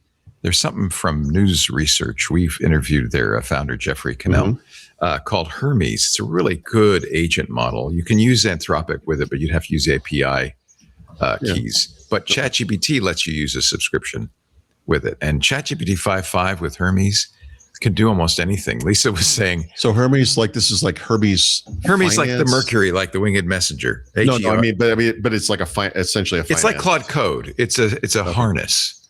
Okay. So it runs in the terminal, but you then set it up and it will run actions in the background. It's kind of like OpenClaw. And so I'll give you an example. Lisa said, I keep seeing this rumor that, what was it? Some celebrities dating some other celebrity. Tom Cruise is dating, I can't remember who it was. And she said, but I don't know if that's true. I said, and so I had Hermes every 6 hours. It was checking. Are they dating it? Are they dating it? I finally turned it off because they weren't. But this is that message protocol joke from last week. It's like, is anyone there? Yeah. Is anybody there? Hello? Is anybody there? But you could easily, the problem is you're right. You'd have to give it access to your bank account. And you may not want to do that. But the road to hell will now be paved by the services I make available to some AI agent. Exactly. That is then running. I'm actually in the process of setting up access to my cameras, my Ubiquity cameras. It turns out it can do that, and it can see the video, and it can process the video, and it can tell me stuff like you just got a package, or there's some guy lurking around the backyard, or so I have a blink camera on my balcony. It points west, right? So when the sun sets, you can see the sunset, right? So it has motion detection. It has a microphone. It does all this stuff, and let's just say not a lot happens out there. Yeah, it's pretty much sun goes down. It's pretty much the whole thing. But every once in a while, I get like an alert, like, hey, saw a vehicle. Like, really? I gotta see what that looks like. Or it'll be like motion detected. You're like, nice. And so sometimes it'll be like a bumblebee flying around in front of the camera. Twice it's been like a bird. You can see it's like feathers. Right. And it's like scratching itself or something. Right. But the one that was a vehicle was my hand because I changed the direction just to look like by a hair, but I guess my hand. And it's like, it's not a truck. It's my hand. Also, we're 6 stories up. It's probably not. There's no vehicles up there. Unlikely. There better not be. Something's gone horribly wrong. Yeah, it's a VTOL. Yeah. Sorry. That was just the pick. You got a tip. I know. I'm sorry. I'll make these quicker. So I have two picks. Look, you guys do this. I bet that doesn't apply to whatever feed you use. You see news headlines and things. In my case, every morning I'm looking at tech news and figure out what's going on in the world. And sometimes I see these headlines where I'm like, oh, I don't like it. I don't like it. I don't like it. And I'm like, ignore it. Don't look at this. And then it appeared the next day again, and I was like, all right, I'm gonna look at this. And it was PC Mag probably, and it was a guy I actually respect. He's been around for a long time, but he was like, you cannot trust the antivirus built into Windows. You have to have third-party antivirus. And I was like, yeah, no, you don't. So I was like, so I read this thing, and God help me, I read the whole thing, and I'm like, there was not a single salient point in this entire, and I'm like, oh, wow. Don't. I'm like, I got to write about this. I got to write about it. God damn it! I don't want to go after a person, and that's not what my point. I wanted to be super clear. I do respect this person. Mm-hmm. But I'm like, no, you do not need this. And goddamn, I went through this line by line and I quoted him everywhere. And it was like, nope. Guy's a security expert. Listen, whatever. I will say I was vaguely excited to see the next day. I think it was Jared Newman or one of these guys. I get his email newsletter, and he wrote an article about this exact thing. And he was like, no, absolutely not. And I was like, thank you. Just thank you. So there's that. You don't need anything else. The thing you have built in is fine. Please, dear God, do not pay for one of these things. And all the extra nonsense that they give you, most of which you don't need, either because it's just in there already, or you're getting it through your password manager. Like, I have advice about security involving, you should have a third-party password manager, which does passkeys. You should have a third-party authenticator app for 2FA. That's separate from that thing, by the way. And I have whatever set of advice I have, but you're using a computer. No, you're fine. Enterprise, however. Yeah, well, there's to some degree. We use kinds of security monitoring. Maybe you wouldn't call it an antivirus. No, I'm very specifically look for malware on it. I'm coming at this from the perspective of an individual. And when I review laptops, whether it's a commercial class PC that where HP is like HP Wolf, which I'm sure is fantastic and is a managed service, whatever. I mean, I get rid of that immediately. And, McAfee, which is basically a virus, which, by the way, has 2 installers and they cannot be uninstalled from the same place in Windows. Dear God, this is malware. Stop. Mm-hmm. I removed that stuff immediately. Like, this is ridiculous. Look, if you're, I almost want to say, like, just using Windows as configured with some common sense. You don't even need common sense. Just don't touch anything. It's fine. Like, you're fine. The only thing in Defender that I turn off is that stupid weekly announcement where it's like, hey, a week went by, nothing happened. Yeah, thanks. Turn that thing off, which, by the way, triggers a UAC control, which is unbelievable, but it's just an informational notification. I don't need that. Yeah. I know what it is, and I do not want it. Administrator to find out nothing happened. Exactly. it's unbelievable. So there's that. And just the other one real quick is so the guys that made Atom, which is the developer, one of the developer editors, right? I think it was Atom, decided they were going to start from scratch and make a completely new software coding editor written entirely in Rust. And they just released 1.0. So it's cross-platform. This thing is faster than it's unbelievably fast. Like, I don't have a problem with Visual Studio Code. I just don't. No. But this thing is notably fast. Like, it's awesome. Well, and it also doesn't have all the plugins either, I imagine. No, it doesn't. But it does have plugins, and it supports there's a number, it's got some number of whatever, but it's free for personal use. It's worth looking at. It's called Zed, and it is what's the website is it's zed.dev. It's look, if you use this kind of product with Visual Studio Code, whatever it is, you should look at this. I think you're gonna be like, especially if you're in this thing all day long, if this thing had like a nice, it does edit Markdown, like it's fine with Markdown, but if it was like a good Markdown editor, I could see using this thing. It's awesome. Like, it's super, super fast. Cool. Worth knowing about. All right. You saw that John Gruber, the creator of Markdown, mentioned you, wrote a little piece saying, oh, I see Paul Thurrott, whose career has paralleled mine in many ways, is about to write a Markdown book or is considering it. Yeah, I think I'm going to talk to him about should. This. I mean, he created it. I mean, Markdown has its life of its own at this point, and there are many flavors of Markdown, as you well know. No, but his idea at first. The thing he wanted to say, I mean, his it's interesting if you go back to his original announcement post. Markdown was two different things. It's the syntax of the styling in the plain text document, but it's also this parser, which in his case he wrote in Perl, I think, at the time. Yeah. To take the Markdown document he was creating and transfer it into HTML so we could publish it to the web, which is excellent, right? But today we have these Markdown editors, some of which work like word processors. We actually just use like Control B and it does the bold formatting, whatever. And then you could use something like IA Writer that is kind of a mix in, of actual code, or you can use those shortcuts, whatever. It's a little different, but it in the same way that it met the need he had, which was probably 10, 15 years ago, a long time ago. It absolutely meets my needs for writing. And I look, 20 years ago, I said this, like, Microsoft Word is amazing. It's a battleship when I need a sailboat, and I'm a professional writer. I mean, I'm only using some tiny percentage of what's in there. I don't need it. I know what it is and I do not want it. And, to me, Markdown is perfect. It's perfect. Human and machine readable. Perfect. Yeah. I mean, I laugh, I mock all of these things said and the Markdown because I use Emacs, which invented. I mean, org mode predates Markdown by several years. Yes. And I think Emacs is probably an excellent Markdown editor if you want it to be. It absolutely is, and it will convert it to HTML. Mm-hmm. And it's not written in Rust; it's written in Lisp. But the problem is, for me, Emacs on Windows is a big, heavy thing. Oh, I wouldn't use it on Windows. No, it's not. It doesn't make as much sense on Windows for whatever reason. It's too bad. Yeah. And by the way, Aaron Schwartz also worked with John Gruber on Markdown. Should get credit. Should get a lot of credit. Mr. Richard Campbell's next with Runaz Radio. Hey, this week's episode is the one that I Excellent. shot at Zero Trust World, where I talked to Spencer Alessi about securing Active Directory, an ongoing theme.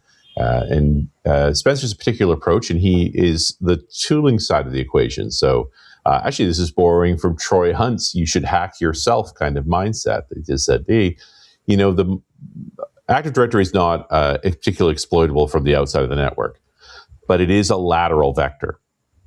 So when a phishing attack is successful, it's very common for the black hats, once inside the network, to immediately try to get to an Active Directory server, because your goal is always to get off the workstation you exploited. You're trying to get into in your ideal case, you'll get into one of the servers that's always on, that's not, managed the same way, that kind of thing. And Active Directory has some challenges. Now, it can be made secure, but most people that are operating AD are kind of doing it in the default mode with not a lot of security put in place and so forth. And so we talked through a bunch of the various enhanced security tools that you can use and tests you can do inside your network as if you were the black hat, to show, these lateral vectors you're vulnerable to, and now it's well worth locking things down. He has his own Active Directory security resource kit if you want to get further into it. But there's lots to learn there. And just a reminder that we do defense in depth. We're not just talking about don't get through the perimeter. Don't count on people not being phished. Count on the fact that after they get phished, because it does happen, nothing happens from there. That they can't get off that machine, that your cleanup of that computer is sufficient, that they got nowhere after that. Like, that's really your goal. All right. I think if my calculations are correct, it would be time to talk about brown liquor. Yeah, and then that 12th Hawaii Distillers Reserve, which was the mead whiskey. Yeah, it's on the Big Island, and that was about a year ago. That was show 928, and it's because it came to me from the MVP Summit. John White brought it to me. Yeah, so it makes sense that it was about a year. Was it good? So. I can't remember. Yeah, it was great. It was a really cool. It was interesting, different, right? To have distilled honey rather than to be distilled grain. Lisa really wants to visit that, and I really want to visit one of the Kona coffee plantations. So I'm just trying to decide: should I do coffee then whiskey, or whiskey then coffee? I don't know. Whiskey then coffee. I think. Okay, coffee. You could do both at the same time. It's a speedball. So last week, while I was at home, we talked about Rifle Rye, which comes out of Alberta Distillers, so one of the biggest manufacturers of whiskey in the entire planet. All this was a specialty edition they did, and we got into the whole prohibition and so forth. So being in Ontario, I thought, I'm going to go find an Ontario craft whiskey. And I lucked into this Stock and Barrel.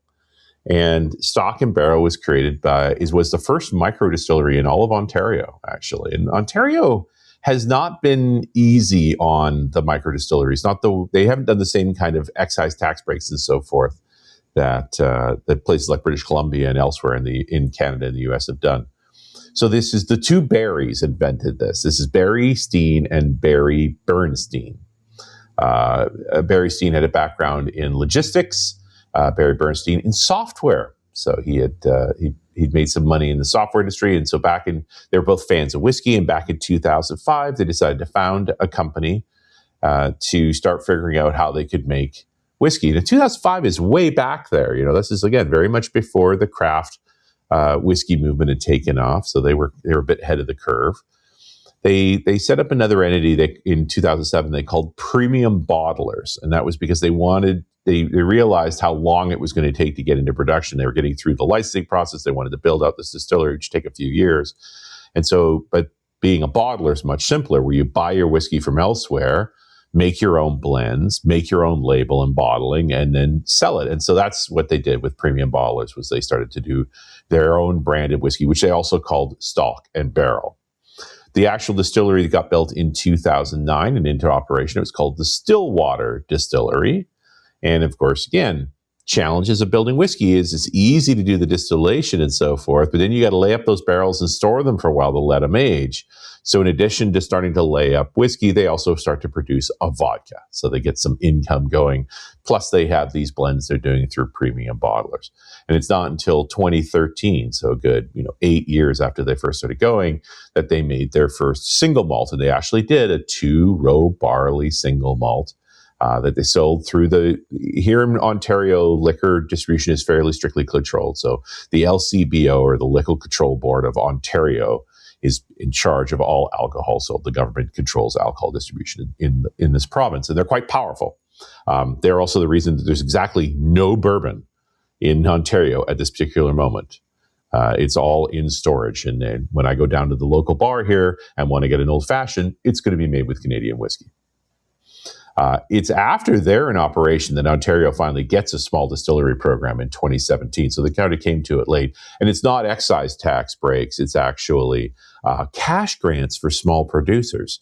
So as a small producer, you report into the service run by Agricorp, and they look at how you're doing and the size of things, and they'll actually grant you some cash to ease things off. So Stock and Barrel's claim to fame was always to be totally law. Start from the stock all the way to the barrel is to buy barley, rye, and corn from local Ontario farmers. Of course, barley is what goes into their single malt. They did all of their own maltings. Of course, no peat. That's not a thing around here. Typical fermentation, 48 to 72 hours, depending on the types, using column and pot stills. Although apparently their single malt was only distilled in the pot still. So they did double pot still aging there. And as they note specifically, they age in ex-bourbon casks, both from Tennessee and Kentucky. And Tennessee, of course, would mean Jack Daniels. Their warehousing technique is a hybridized rack house. So on the horizontal, stacked 3 to 5 high, aging 3 to 5 years. And traditionally in their production, they were doing both cask strengths and a 46%, which is your typical high cut. And that is not this whiskey. This is a different whiskey entirely. So we got to talk about the changes that have happened, because this is a 40%. This is the only one that's on the shelves, the LCBO now. So I had to start digging into their background more, and in many ways they were pretty hush-hush. There was not a lot of stuff on the website. I ended up spending a lot of time on archive.org and looking at the old versions of their sites. And so up until August 2021, they actually had 4 different editions on the Stillwater Distillery site. They had their red and blue labels. These were the blends they made through Premium Bottlers, and we don't know anything about what they were combining, but that was their original products. And then they had both a single malt and 100% rye. Great. But in the fall of 21, shortly after that, this website goes to be back soon, and it'll be that way for like 18 months. So it appears, and now I've found additional evidence of this, that the Barrys decide they're going to sell the company. Now it's the pandemic times, right? So it's a challenging time to be operational. They also stand up a new website called PureTrack, which is a software site. And remember, the Barry Bernstein is actually got a background in software and apparently had written all of the software to operate the entire operation of both the distillery and the bottling facilities. And so now he was offering a complete distillery management solution. In this whole time, they also owned the domain called stockandbarrel.com, which is the link I provided in the notes. And that, up until 22, always pointed back to the Stillwater distillery. So there was no Stock and Barrel separately. But in May of 22, it suddenly points to this whiskey, and only this whiskey, this particular version of Stock and Barrel. And weirder yet, if you dug in a bit, it actually says that the parent company of Stock and Barrel is Iceberg Vodka Corporation out of Newfoundland. What? So, and then in December of 22, so the site for this whiskey goes up in May of 22. And in December 22, the Stillwater site comes back up with a different list of whiskey. All the blends are gone. Now they just have the single malt and the 100% rye, both in regular strengths and cask strengths. And then this year, the site changed again. And now it's really changed because now there's a whole conversation on that site about these two fellows named Kelly and Lucas Wood. And Kelly and Lucas Wood had to talk about how the Berries have retired and we've taken over, and they're selling their own whiskey. They're called $3 and $8. They've got a whole other branding going on there. But if you dig into their site a bit, you find out they still have the old Stock and Barrels, which they'll sell only online. They're not in the LCBO. The only thing in the LCBO is this one, sold by Iceberg Vodka. So, what the heck has gone on here? I thought I had a nice little craft whiskey story. And apparently, if I had picked this whiskey in 2022 or so, that would have been fine, right? But I picked it in 2026, where everything had changed. I went and found Stock and Barrel in the LCBO, in the liquor store, and I bought a bottle. And, I've already had a few tastes of this because it's pretty good. But it's also very inexpensive. The original single malt, the 46%, and the rye, they were about 65 Canadian dollars, so somewhere around 45 American. This is 35 Canadian, so like $20 American. That is very, very cheap. Doesn't smell too threatening on the nose, but it's only a 40%, right? So like a very mild Canadian whiskey. And that's exactly how it drinks. At $35, I mean, this is a bargain, right? You kind of can't go wrong. It's just a question of what's really going on. So we have of a lot of liquors in general as these big companies come along. And well, yes, this would be a very normal craft distillery story, that the old guys wanted to retire out. They sold to the younger generation who are now making their own whiskey and selling off the old lot. The weird part is the Iceberg Vodka. And here's the thinking. When you get into the LCBO, which is a big deal, right? This is the main liquor seller in Ontario, and you have to sign agreements with this.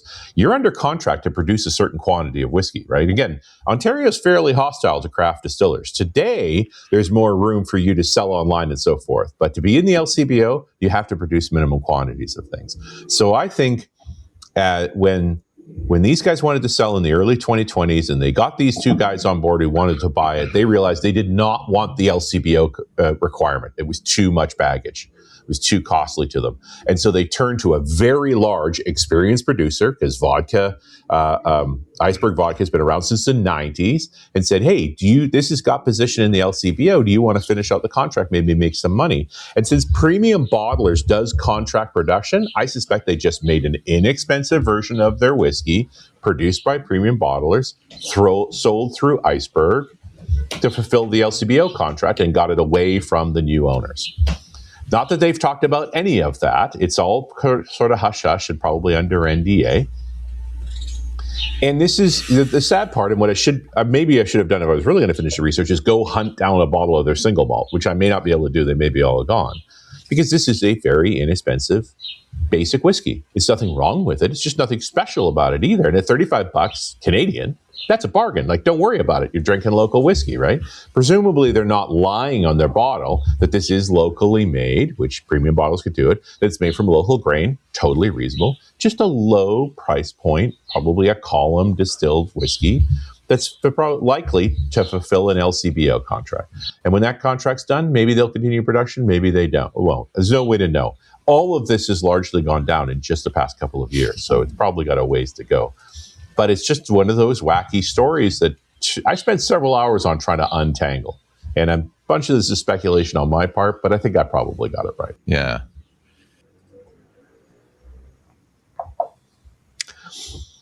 The handcrafted part bugs me. It says handcrafted on the bottle. I'm betting that's not true. But, there's no particular requirement for handcrafted. Like, that's not a legal term. So for those of us not in Canada, the LCBO is what? The LCBO is the Ontario government's liquor distribution board. You can't, there aren't liquor stores in Toronto. There are liquor stores. They're just run by the government. Right.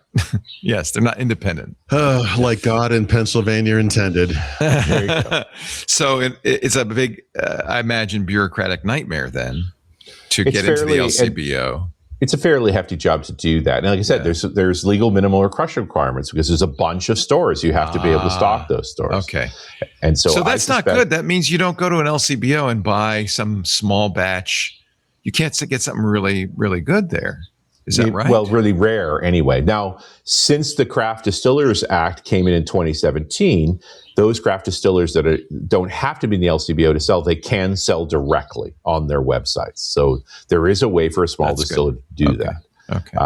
But normally you would not find these guys in the LCBO. But when these guys started, when Barry and Barry set up, that didn't exist. They got up and running in 2009. So they broke themselves, arguably, to produce enough to get into the LCBO because it was the only way to sell. Right. And now I think that contract probably was too heavy for the Woods, the new owners, to deal with. And so this was the workaround. It's like if you wanted to get into Walmart, you have to make enough whiskey to get in every Walmart or they're not going to look at you. They're not going to do it, right? And what if the only way to sell was through Walmart? Like in 2009, that's you wanted the problem. To sell whiskey in Ontario. Yeah. So in some ways I wonder about, the Barrys got out of this because they were under these things. Now, the funny thing is they're still sort of adjacent to the business because they have PureTrack. They sell services to Canadian distillers. And on their site, you can see their pictures.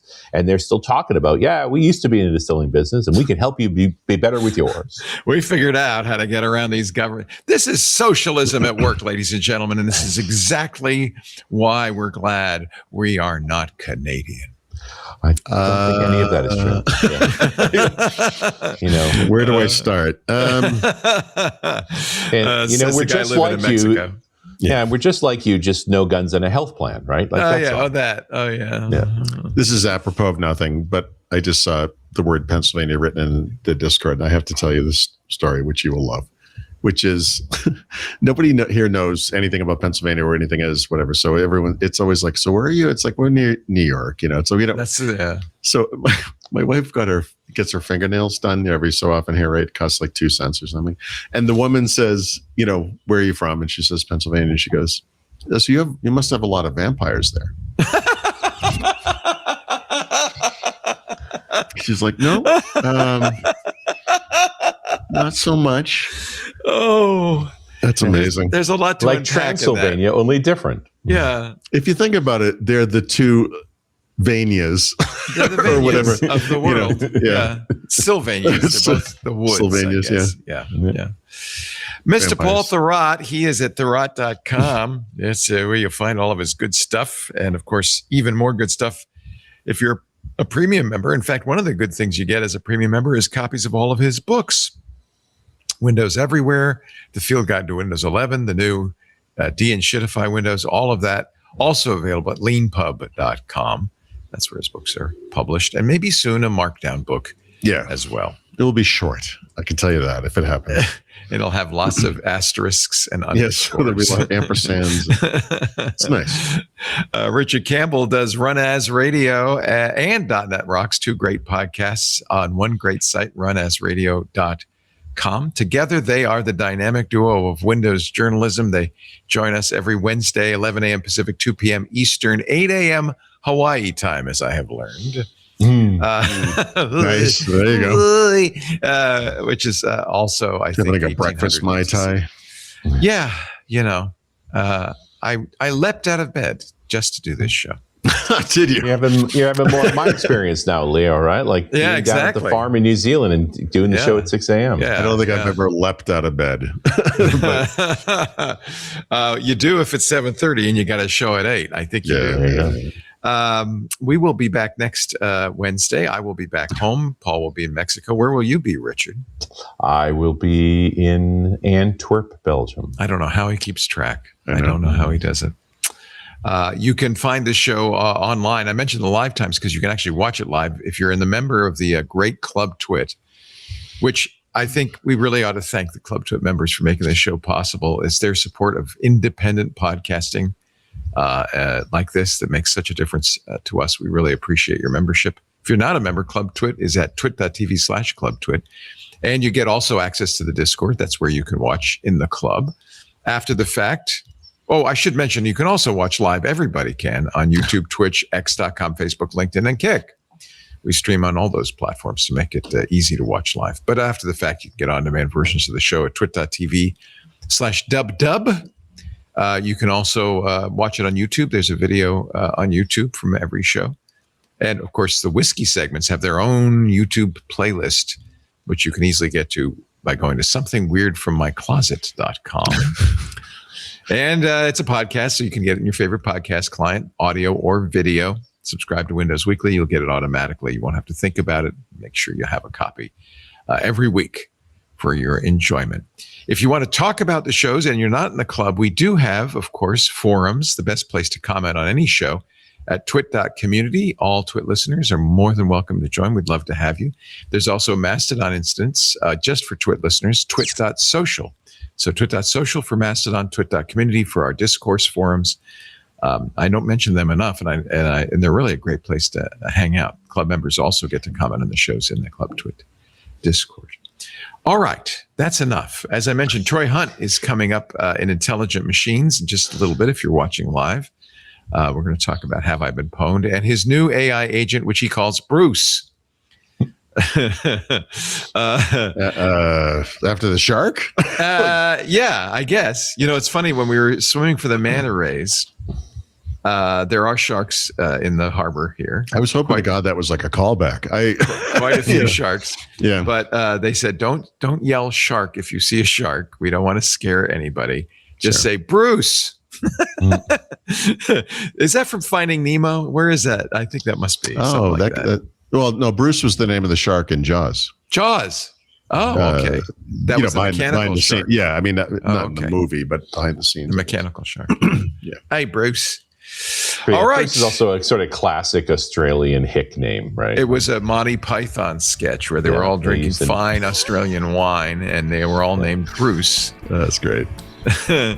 All right, everybody. Thank you so much for joining us on Windows Weekly. We will see you next week. Bye-bye. Thanks, Paul. Thanks, Richard.